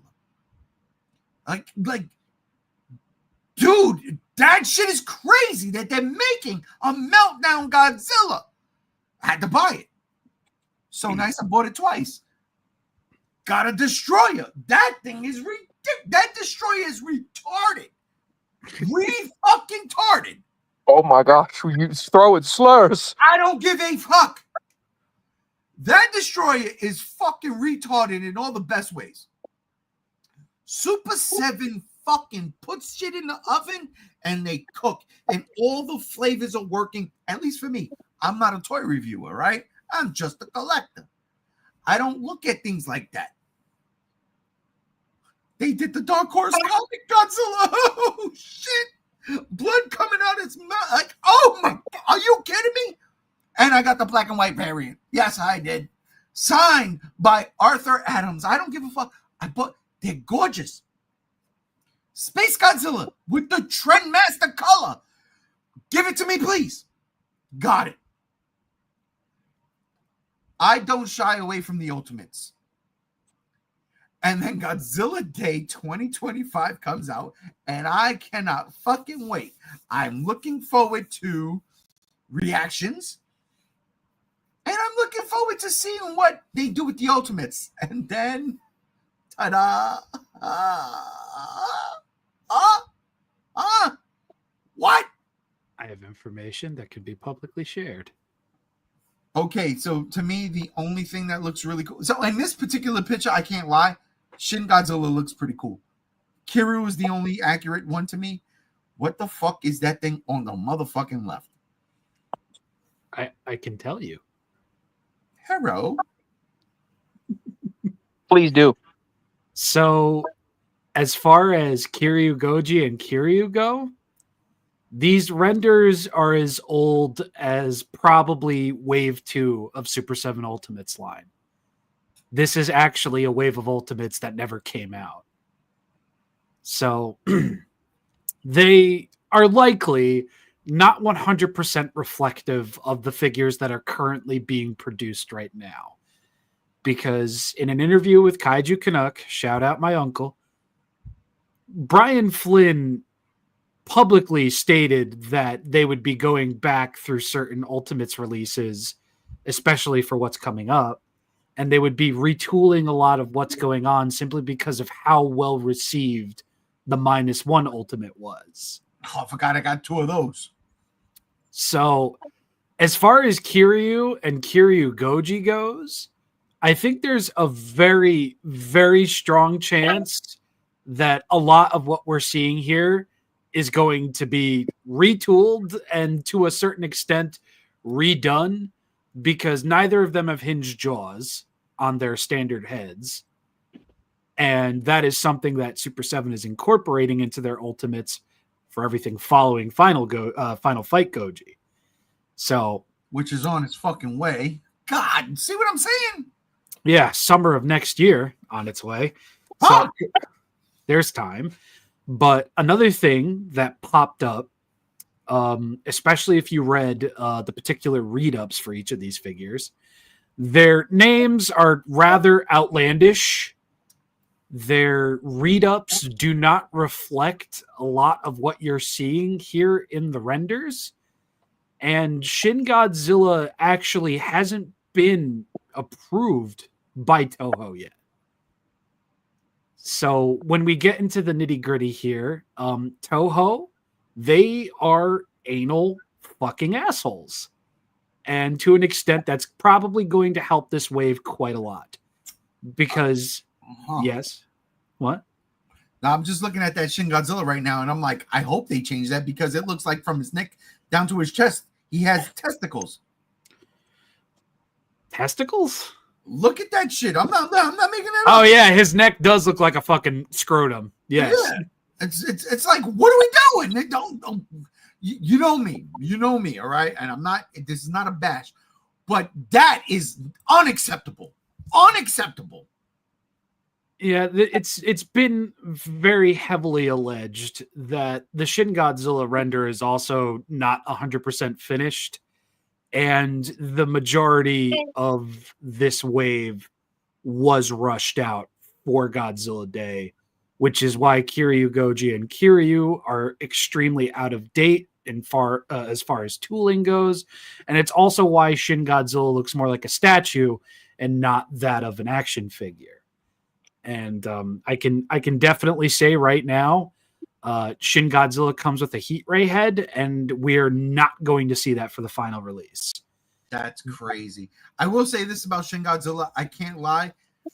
I like his torso down. I really do dig those grooves. I don't know why, but I dig it. It's the teeth that throw me off. Shin Godzilla and the ball sack on its neck, that's not good. But the teeth is the one thing that really throws me off with Shin Godzilla. I'm like, what the fuck? But that aside,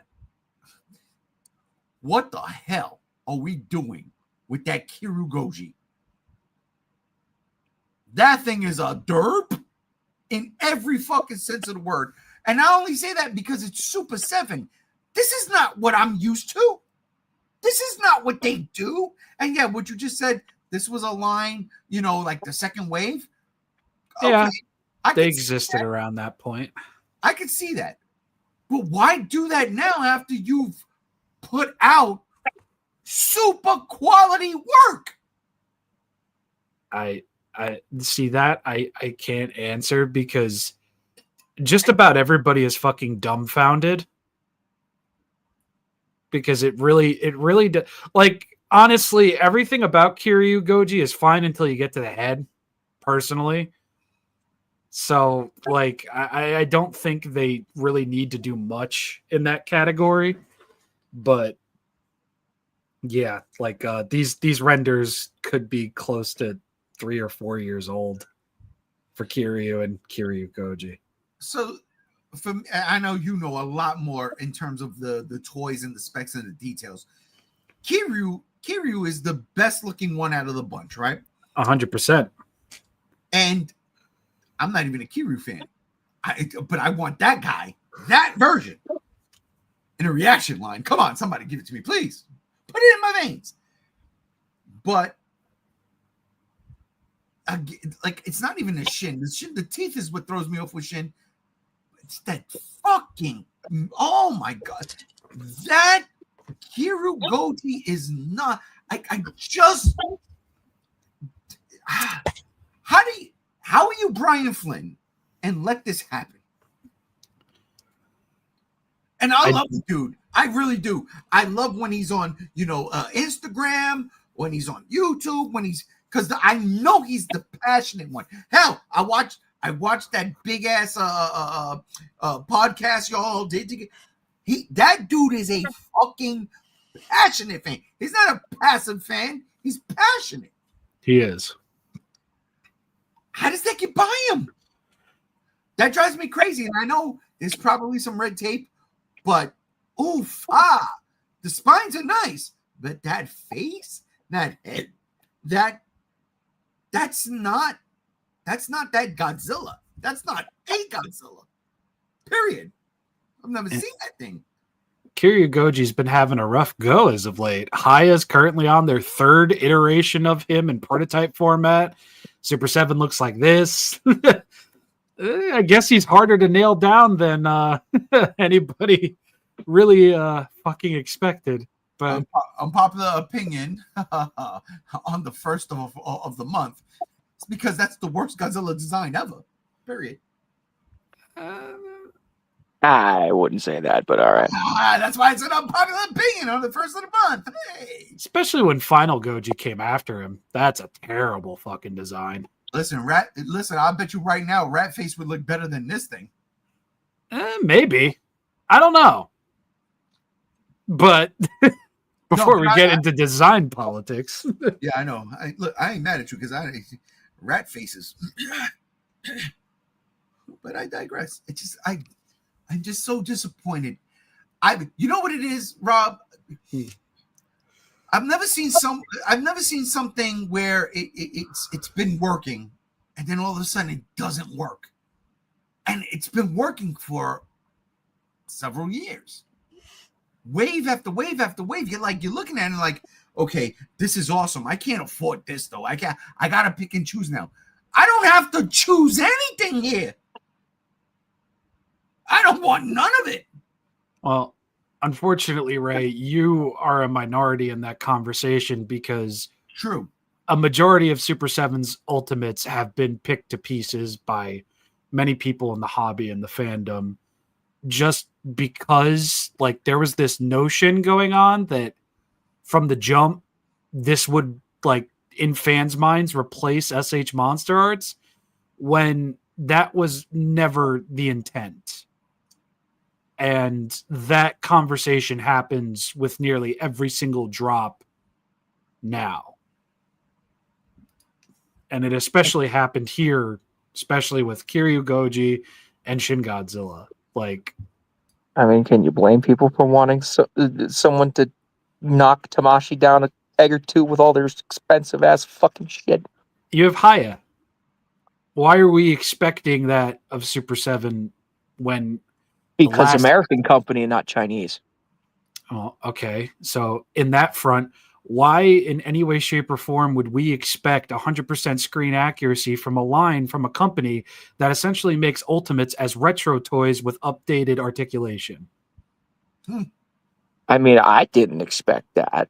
I mean- knew from the get-go what Super 7 was about. I still want an American company to knock Tamashi down a peg, though. You see, that's the thing. I don't think that's ever going to happen. Which sucks. Does it, though? Does it? Me, yes. Because, I mean, if you want to knock Tamashi down a peg, you have to put money behind it.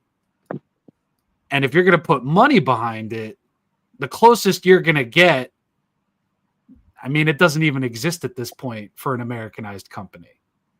And I assure you, if an American company tried to do what SH Monstarts is doing, you'd be met with the same price points.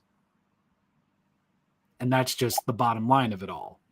You're not going to get away from expensive figures that are made outside of China. You're never going to. Well, from a company that's not based in China, I should say. Unfortunate. It's just how it goes. Meanwhile, Super 7, I mean, I don't hate Shin Godzilla. I don't hate the shark teeth. I had like a whole like thought process, like, you know, maybe Super 7 is hyper aware of the fact that their teeth aren't the best on the final product. So instead of trying to recreate the Godzilla who looks like he had a car accident happen in his dental work with paint applications that have been touch and go for every wave, maybe they just decided to simplify his teeth and they went with that. That was my headcanon. I don't know how true it is, but again, still pending licensor approval. There's a very good chance Toho says, turn around and you retool that. I will say this, though. Teeth aside, I do like the inside of that Shin Godzilla's mouth. I really like that. There's a lot going on in there. Yeah, his throat pussy is great. It's not even not around it that's happening. And it's just like, okay, all right. The little nooks and grooves and shit, yeah, knock it out the park. But yeah, guess I don't didn't work. I don't know what the I mean, I know exactly what it is. It was expectation. And for a company that's been doing Godzilla things for Godzilla Day and Godzilla related events, I can see that there was probably a lot of desperation to have an announcement at the ready. I just hope in time they update these listings with the renders of the figures that we're actually going to get. Yes. Because that will make news within the hobby and the fandom, and that will help. Because as of right now, you know, the narrative is Kiryu looks cheap. It's a render. Shut up. Kiryu Goji looks like a rat. You ain't wrong. That face is fucked. Shin Godzilla has shark teeth. You're absolutely goddamn right. Shin Godzilla looks like a statue. You're absolutely goddamn right. There is no fighting around with that. And it's below expectation for that of Super 7 because they've put out quality product before, and this feels like we need to drop something. Let me ask you a question real quick. In regards to Shin Godzilla, looking like a statue, how, I mean, I know Super 7 is known for its posability, the X point, God, I can't think, but you know what I'm trying to say, right? Like, yeah. As I cracked the last one. Salud. Thank you. What would you want to do with Shin Godzilla that, you know, takes away from what it is in the movie? It literally is just a walking a fucking hurricane. It is a walking natural disaster. It doesn't, outside of the one time when the bomb is the fucking stealth bomb is dropped, the bombs, and it actually reacts in an animalistic way. and then we get the beam spray.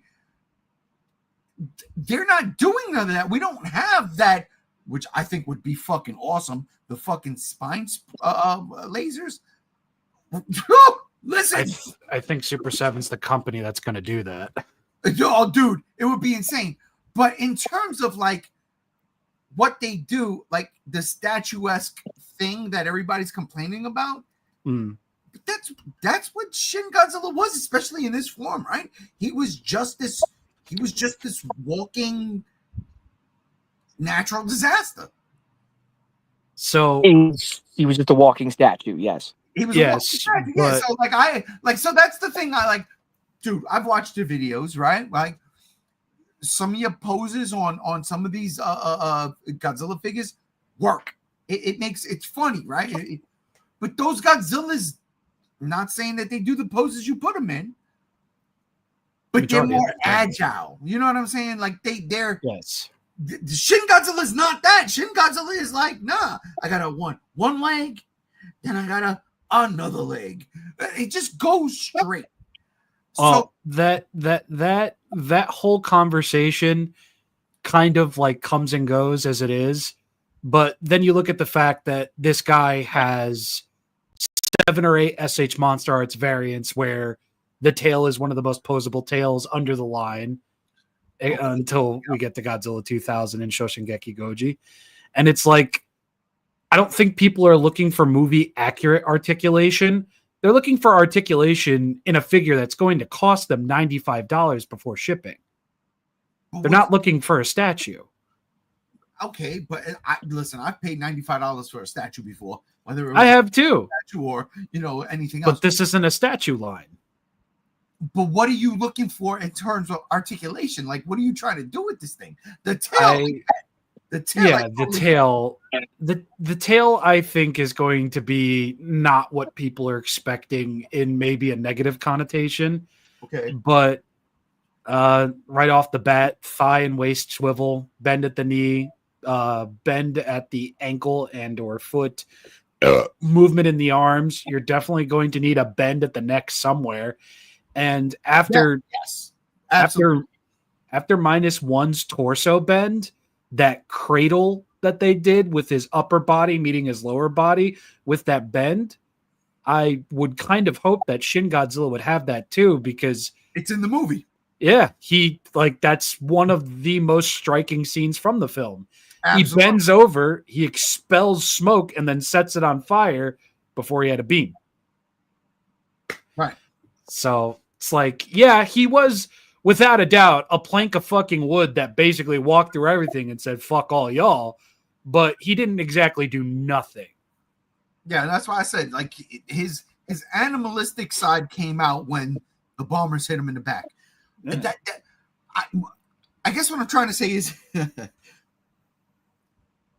as someone who likes to preserve the image of Godzilla being a fucking badass monster, okay, I don't want to see Shin Godzilla being posed doing the fucking dance. Why not?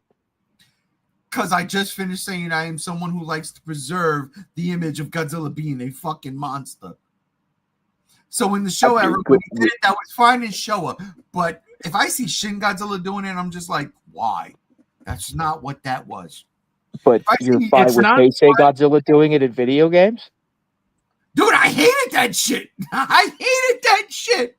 So that's another conversation to have. It's like when people pose a very serious iteration of Godzilla doing the dance, it's not just for the goofiness factor. It's the fact that this thing is tooled to the point where it can do that. Yeah, I want it to be able to do that with its tooling. Yeah. That's fine, but it's just like, okay, privatize that bitch, all right? Do that shit on your Patreon, all right? It's like, just say this shit works. Trust me. And if you don't believe me, join my Patreon. Subscribe to the Patreon.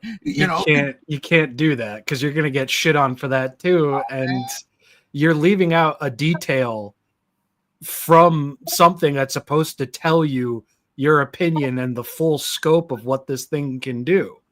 It's like, yes, Shin Godzilla is without a doubt a serious plank of wood that walks through everything. But when I get an SH Monster Arts figure in, yes, I have to showcase the seriousness of it all. But the fact that I can get this dude on one leg with his tail bouncing behind him, cutting a jig, is impressive. Yeah, if it's not in the movie, I don't want to see it. And that's the way I look at it. Like, I understand what you're saying, but then that's not even on the content creator. I will say that. Then it's not on the content. It is on the manufacturer. Because if you Agile Godzilla, do it all day. You want to take fucking Final Wars Godzilla and do that? By all means. Motherfucker was running, playing fucking volleyball, soccer, all that shit. Do what you got to do. Shin Godzilla? I don't really want to see that. So what? You're fine with Shin Godzilla just having basic Bandai vinyl articulation? No. Movement in the legs work, right? Like, because you want to make them walk, right? The arms, you want to make them walk. What Rob said, absolutely. The bending of the torso, that should be a fucking thing. It has to be. It's again, pivotal moment in the movie. Pivotal. But all of that articulation will also allow him to do goofy shit. If the legs ain't goofy, how is everything else goofy? Because if you can let me move put it this way. Go ahead. Put it this way. Haya released Godzilla 91 this year. That thing has articulation that suit never fucking had. I remember. I saw it. The tail stand. Yeah, the tail and everything. It's like you don't need that type of articulation, but in a market where Haya is going toe-to-toe with something like SH Monster Arts, you do need that kind of articulation and free movement because you need to have a leg up on your competition beyond just price. Haha, leg up. That's funny. Yeah, I snuck that in there. Glad you got it. But I understand where you're coming from, but it's also just a showcase. Like, yeah. Sometimes, opposing Godzilla being bro. able to do a split while his tail is coiled into a spring is ridiculous enough to get the point across where this thing can do a lot. That's the grumpy old man in me. That's all I'm saying. It's that's legit. perfectly I ain't gonna lie, everybody. It's the grumpy old man in me. I don't like seeing stupid shit like that. It makes me mad. It makes me want to punch people in the face. It makes me want to clothesline somebody. It makes me want to pull somebody off the top rope and hit him with a motherfucking diamond cutter because I refuse to call it an RKO. It's a diamond cutter, and that's the end of that. I'm sorry. Wrestling is on Monday, boys. Woo! Can't wait. Raw. Raw D. I mean, SmackDown's on right now as we speak, but it's fine. Yeah, well, this takes importance over SmackDown. Yeah, that's why we don't do this on Monday. Well, if we did this on Monday, oh boy. Whoa. Yeah, no, it ain't gonna happen. I enjoy my Monday Night Raws with the fellas. I do. Absolutely. Let's get into some comments real quick. Where do I gotta start from? Fuck. Oh God. We've had quite a bit. Here. Thank you, Gambian, by the way. Yeah. Oh shit. I think we're gonna start. Give me here Dino Riders with sharks. Oh, did that not work? Hang on. I thought I could do it. Show on stage. No, okay. It's the one right before Rob commented. Okay. All right. Anthony comes in. For me, I don't understand why I do a sequel for this movie. -1 is supposed to be an allegory for what happened to the Japanese during World War II with the nuclear atomic bombs. Welcome to the franchise. Why did 54 get a sequel? Right? Hey, why did 54 get a franchise? Yeah. It's money, baby. It's money. And -1 won an Oscar. It's money. It's money. Yeah. And 100%. That's exactly what Rob said. That's right. And Game came in, said the same thing. All right. Oh, is that Mecha JR? It is Mecha JR. Boys look like they had dental work done from Space Hunter and Nebula. That guy gets so I love it. Oh my god. Also, hi guys. Hey. Hello. Appreciate you showing up, brother. Haya rocks. I can't lie, they do. I do love me some Haya. I know Rob loves him some fucking Haya, especially today. Yeah, Scylla, let's go. God, by the way, that thing looks fucking fantastic, man. It does. Shit, I want one. Ugh. Oh, I was in my emails today. Oh, not yesterday. I was in my emails yesterday. What did I order? What am I expecting? What's going on? Why is this canceled? Son of a bitch! All right. Mecha JR, they could possibly cut the individual teeth in half to give it more accurate appearance, I think. Rob, you're the toy guy. What do you think? I think it would just be cheaper and smarter to just go back and redo the grill at this point. I mean, you could cut costs and just go back to the original mold, split some teeth, maybe add some here and there. But I feel like at that point, if you're going to redo something, just go all out with it. And it's like this thing has a release date of November of next year. They have more than enough time. Mm-hmm. Oh, all right. Godzilla Day fucking 2026. Let's go. Splitting them, then adding tiny gaps between each new tooth. Okay. Oh, my boy, yo, Steve. We gotta get on. We gotta get on. Like, listen. All right, we gotta test the waters so we are all ready to go. Because that shit is in a couple of weeks. You know what I'm talking about. Steve says, Storm Russo, I mean, the tail, the head, waist, open mouth, along with bottom jaw opening. I think that's one of my comments. I don't think Super 7 does hinge jaws. Gam. What? Final Battle Godzilla has a hinged jaw. I had a whole I don't have that figure. I don't know. I had a whole talking point about it literally 5 minutes ago. It really did, though. Like, that really happened. They do hinge jaws. It's a new thing. Mecha JR says Shin Godzilla versus Evangelion had a bit of movement going on, didn't he? Yes, he did. Used his tail. He wiped them motherfuckers out with one fell swoop. Mm-hmm. Was that a Pachinko machine? No, that was a whole ride at Universal Studios Japan. Right. Oh, that was a ride. Jesus Christ. Yeah, it was a ride. 3 Godzilla rides. Oh, by the way, did y'all see that they are not doing the VR thing anymore for that Godzilla thing at Dave & Buster's? They're doing a screen now. You can actually just sit in a they're coming out with a non-VR version, though. I still hope that arcades will still have the VR version, because if they just outright just get rid of them and replace it with the screen version, I'm going to be mad. Listen, I want to tell you out of experience, because I played the VR version several times. They don't clean the goggles, and you do get bumps. Oh, that's gross. That is gross. Yeah. So, yeah, the screen is absolutely better than you putting the goggles on, because you don't know who the fuck is wearing the goggles beforehand. It's disgusting. That just means I should. That just means I should just bring a fucking alcohol swab wipe. Yeah, bring some with towels. me. Yeah, absolutely. Do you have a scented moist towelette? And my boy Steve comes in regards to what I just said. Yes, we do. Yes, we do. We're gonna do it too. Oh my god. Da da da da da da. Spider-Man says, "I think these articulated statues look bad." Okay, just throwing my 2 cents in here. Here You Go G looks okay if you look at it as Rulers of Earth Godzilla and not the actual movie suit. Here You looks fine. I mean, you can't really fuck up Mecha Godzilla. It's really hard to do. Haya did it once. Did it once. And Shin Godzilla, I don't hate the shark teeth. I like it. He literally got into a fight with a megalodon and took his whole ass grill. He said, "Give me that shit, bro. You jacked." Oh, Popping your grill. Anthony Popping says, your grill. "It's pointless to do a sequel to -1 because that movie was an allegory on the aftermath of what happened with the atomic bombs and nuclear bomb with Hiroshima and Nagasaki."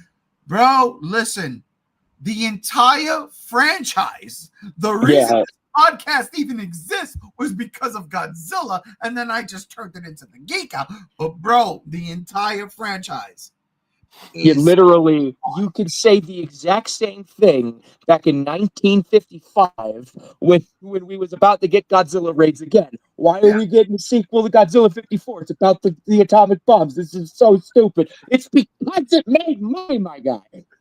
And it's also because Godzilla is a chimera and he can be adapted to any kind of new world issue that's really going on, which is why a majority of us are saying Hedorah for Godzilla -2 or -0, because the man literally fell to pieces.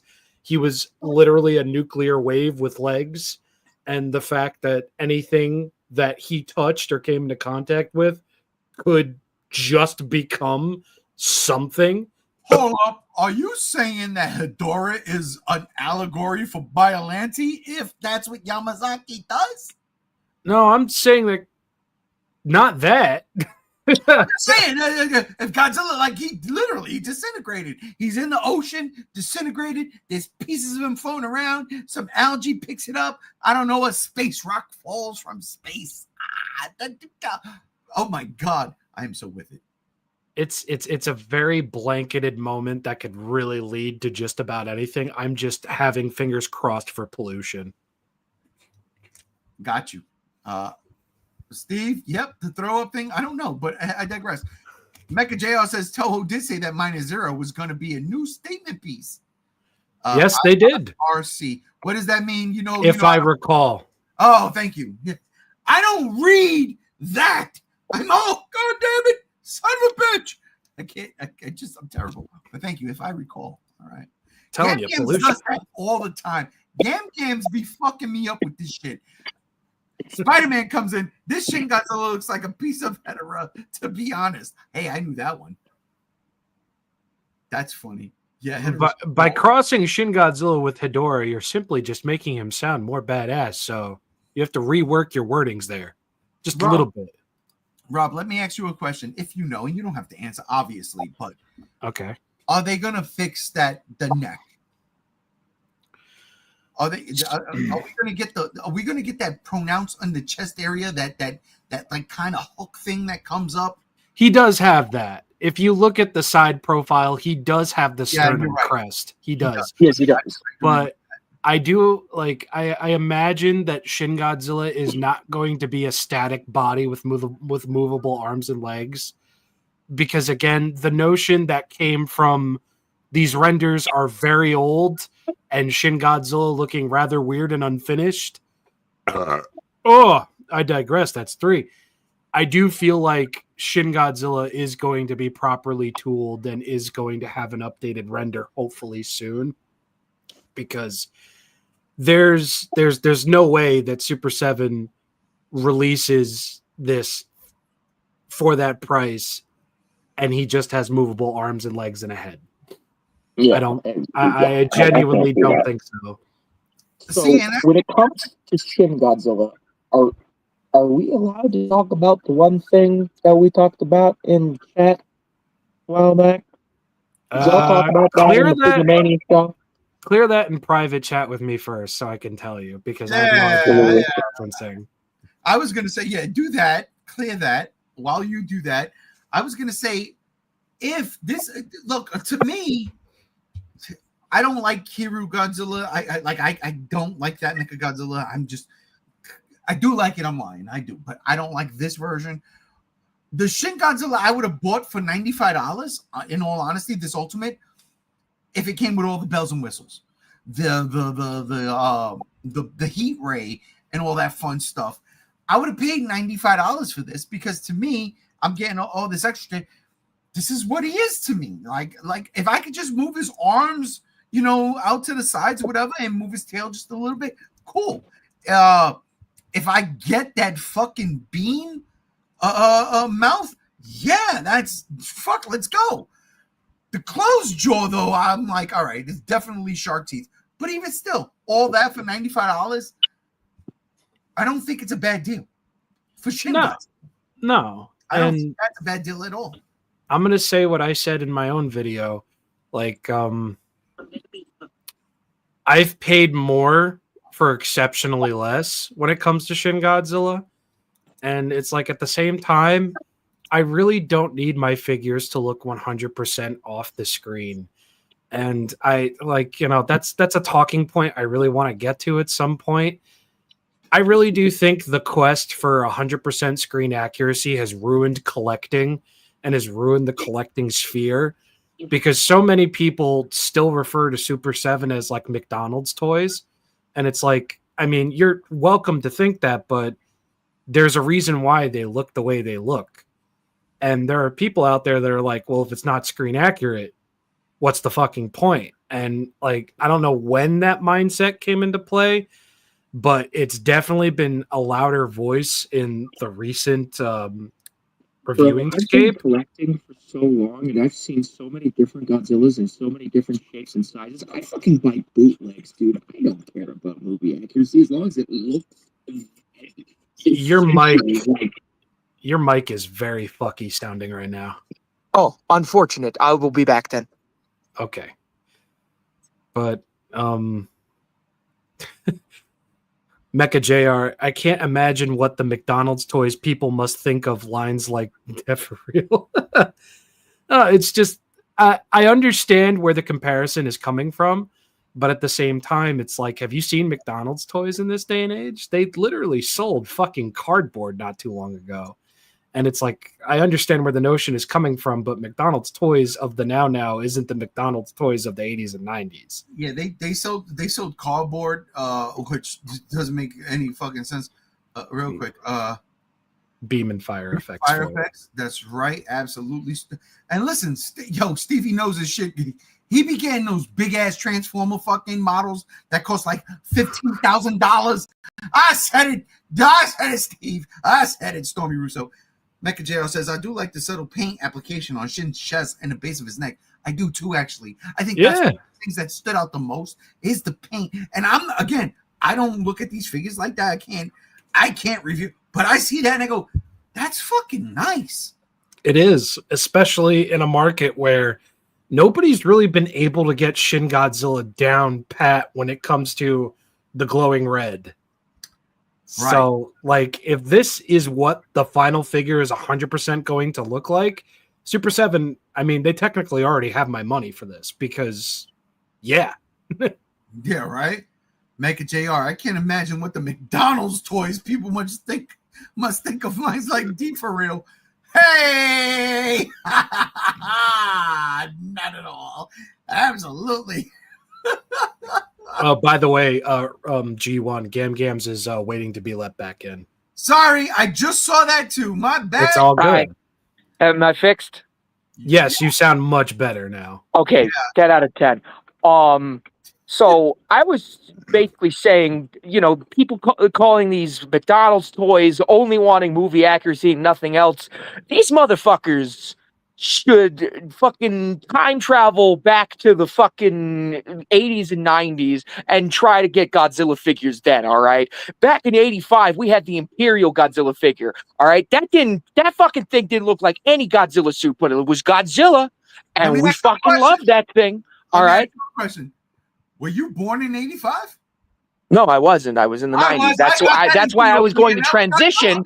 That's why I was going to transition into the figure line that I was talking about, because I know that you grew up with the Imperial Godzilla figure, and I got the Imperial Godzilla figure because even in the 90s, it was still being sold in dollar stores. Thank you very much.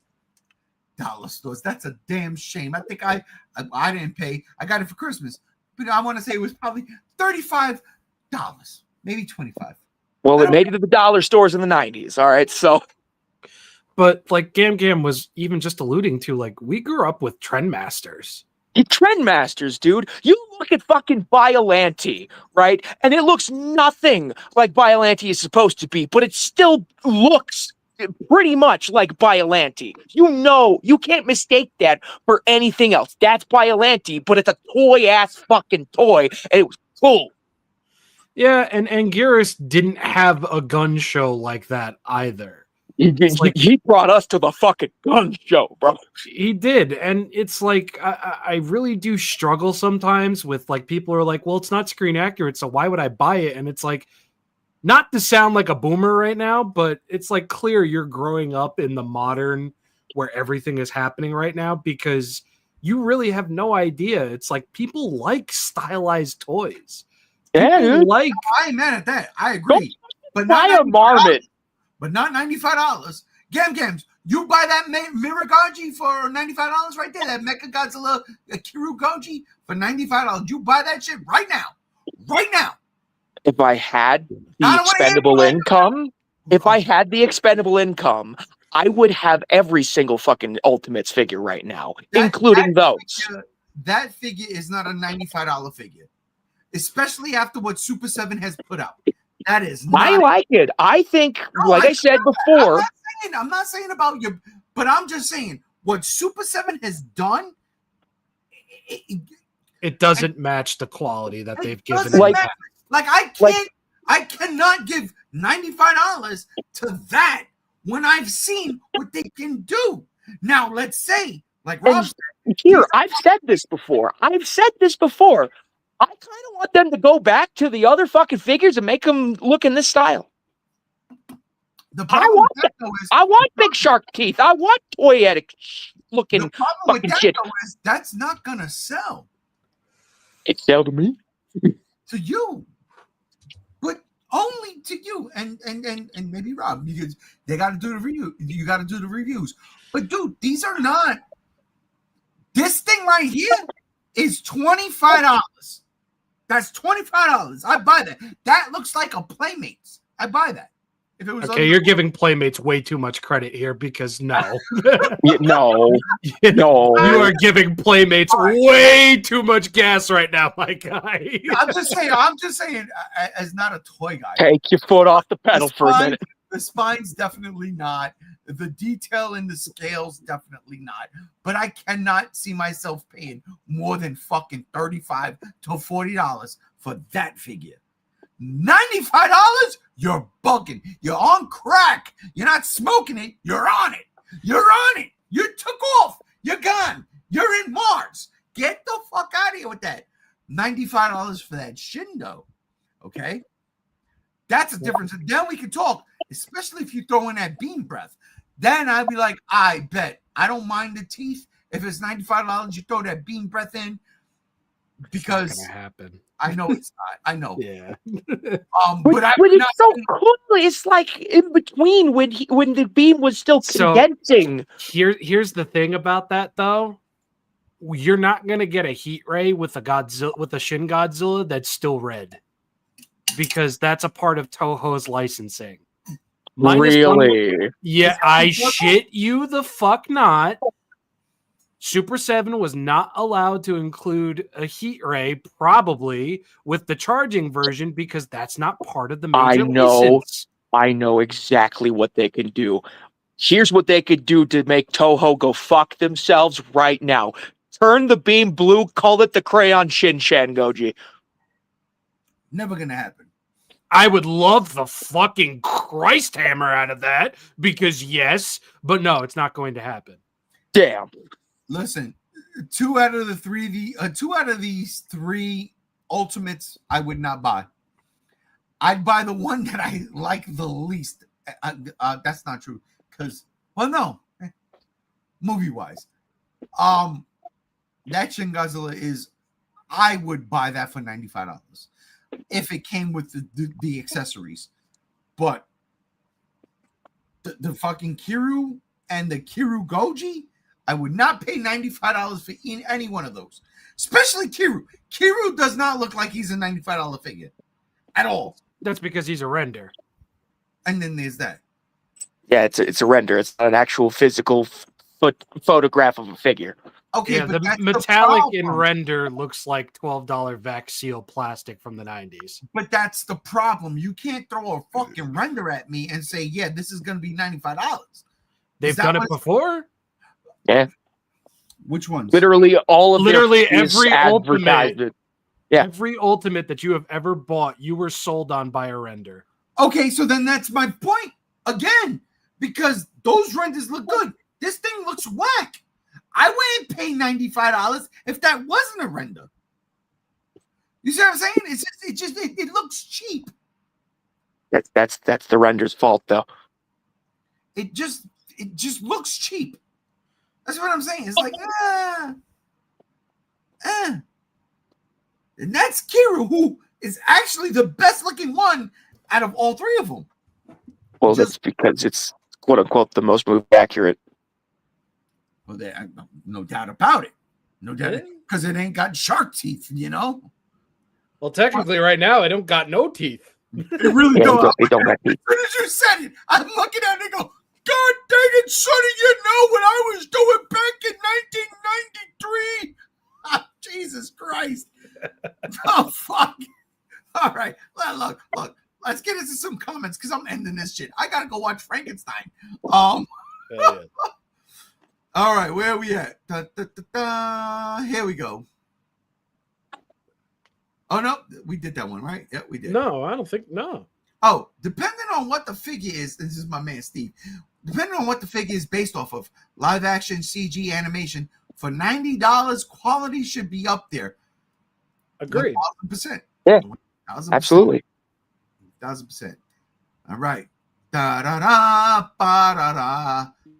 My brother from another mother, man Spider-Man says, I vividly remember people screaming about screen accuracy when NECA was doing them Godzilla figures, and things spiraled ever since. Yep. This is why I didn't collect in that era. I'm looking at these figures and I'm saying, oh man, that shit looks like Godzilla from this movie. They're not movie accurate, but they're trying. I had no idea that, 20 years later, 15 years later, we'd be in this spot. We're like, yeah, fuck NECA. And believe you me, fuck NECA. I can't stand that GMK Godzilla game. I fucking hate that shit. Fucking hate that figure. I do. And I'm not I even. should have stopped listening to the fans after they fucked up Shin Godzilla. I'll say it. I'll continue to say it. Oh man, then you know what? I'm gonna just ride with you. I'm gonna agree with you. Wow. Spider-Man comes back and says, Trendmasters made up my childhood. That artwork especially lives in my head. Straight up. Factual. Dude, you ever get the comic? Yeah. I actually own the full comic. I mean, like the 8x11 comic of a Trendmaster. Nice. Y'all remember those commercials? Oh, Godzilla yes. smashes with fucking So slashing claws Do crash you- down above buildings. Your babysitter yells at you. Do you A, go to your room? B, do your homework? C, hit her with atomic breath. Hell yes. yes! Yes! Oh my god! That's Dude, that good shit. I was in my teens watching that, like, what the fuck is this? I love it. Oh my god. All right. That's what the kids was doing. Storm Russo comes in. That Playmates Megazord is complete trash. Ooh. I'll leave it to y'all. Damn, that's depressing. Fuck. No, I was depressed. I was depressing for Halloween. It was me. That was my job. I until I get the Megazord in my hands, I don't believe you. Okay. Boom. Mecha JR comes in. I think Shin here makes a good case for stylization while also being close to the source material. If I had the cash, I would probably buy it, but maybe give Super 7 a little more time first. That's what Rob's been saying. They're going to cook. I think they're going to cook. And I really hope they post progress on these to further, hopefully, sell people on them. I just wish that Super 7 would just like have faith and put out figures and not depend their sales on pre-orders. Oh, God. Yeah. God. Well, you also have to realize that they are an extremely small company. They can't do what Hasbro, Bandai, and Mattel do. Yet they could just put out figures and gamble. Yeah, but gambling doesn't always pay the bills. Okay, because wait, this wait, here is a gamble. Look Okay, at that Godzilla. wait. Cam makes a good point here. The Super 7 reaction shit, you can gamble with that. Oh yeah, reaction, but not a $95 fucking figure. So where the fuck is my reactions, Super 7? Where's my reactions on Godzilla Day? Where's my Destroyer? Huh? Huh? I need my wall to be finished, for crying out loud. Listen, ladies and gentlemen. What, you're just missing? They've made everything but Destroyer. No, there's quite a few more. There's but a lot more. Listen, my wall is based on eras. I've got my Showa era, and it's still missing some. I've got my Heisei era, and believe you me when I tell you, my Mechagodzilla 2 is right underneath my Mechagodzilla 1. Okay? That means there's a lot of wall to go. But still, that'll do it as Spider-Man comes in and says, I remember for this episode of the G Show podcast. One more comment. My man Steve Storm Russo. By the way, G1, my Optimus model is almost done, and I started the Megazord. Listen. They made a Megazord model? Oh, bro, listen. Oh my God. This is my other group chat. This is the one where we go kill grubs every Wednesday before Thanksgiving. What are we going on now? What it's shit. We going on a long 2008. Oh fuck. Yeah, it's been crazy.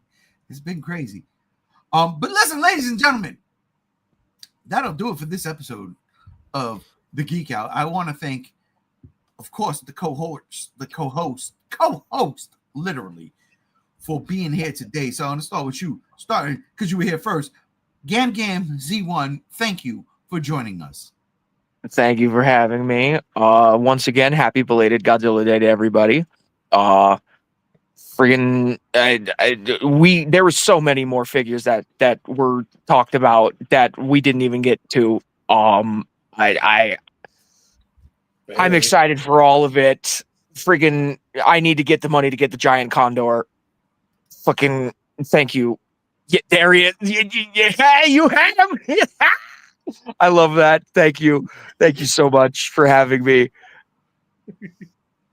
Absolutely. Yeah, of course. Come on. You really like the first.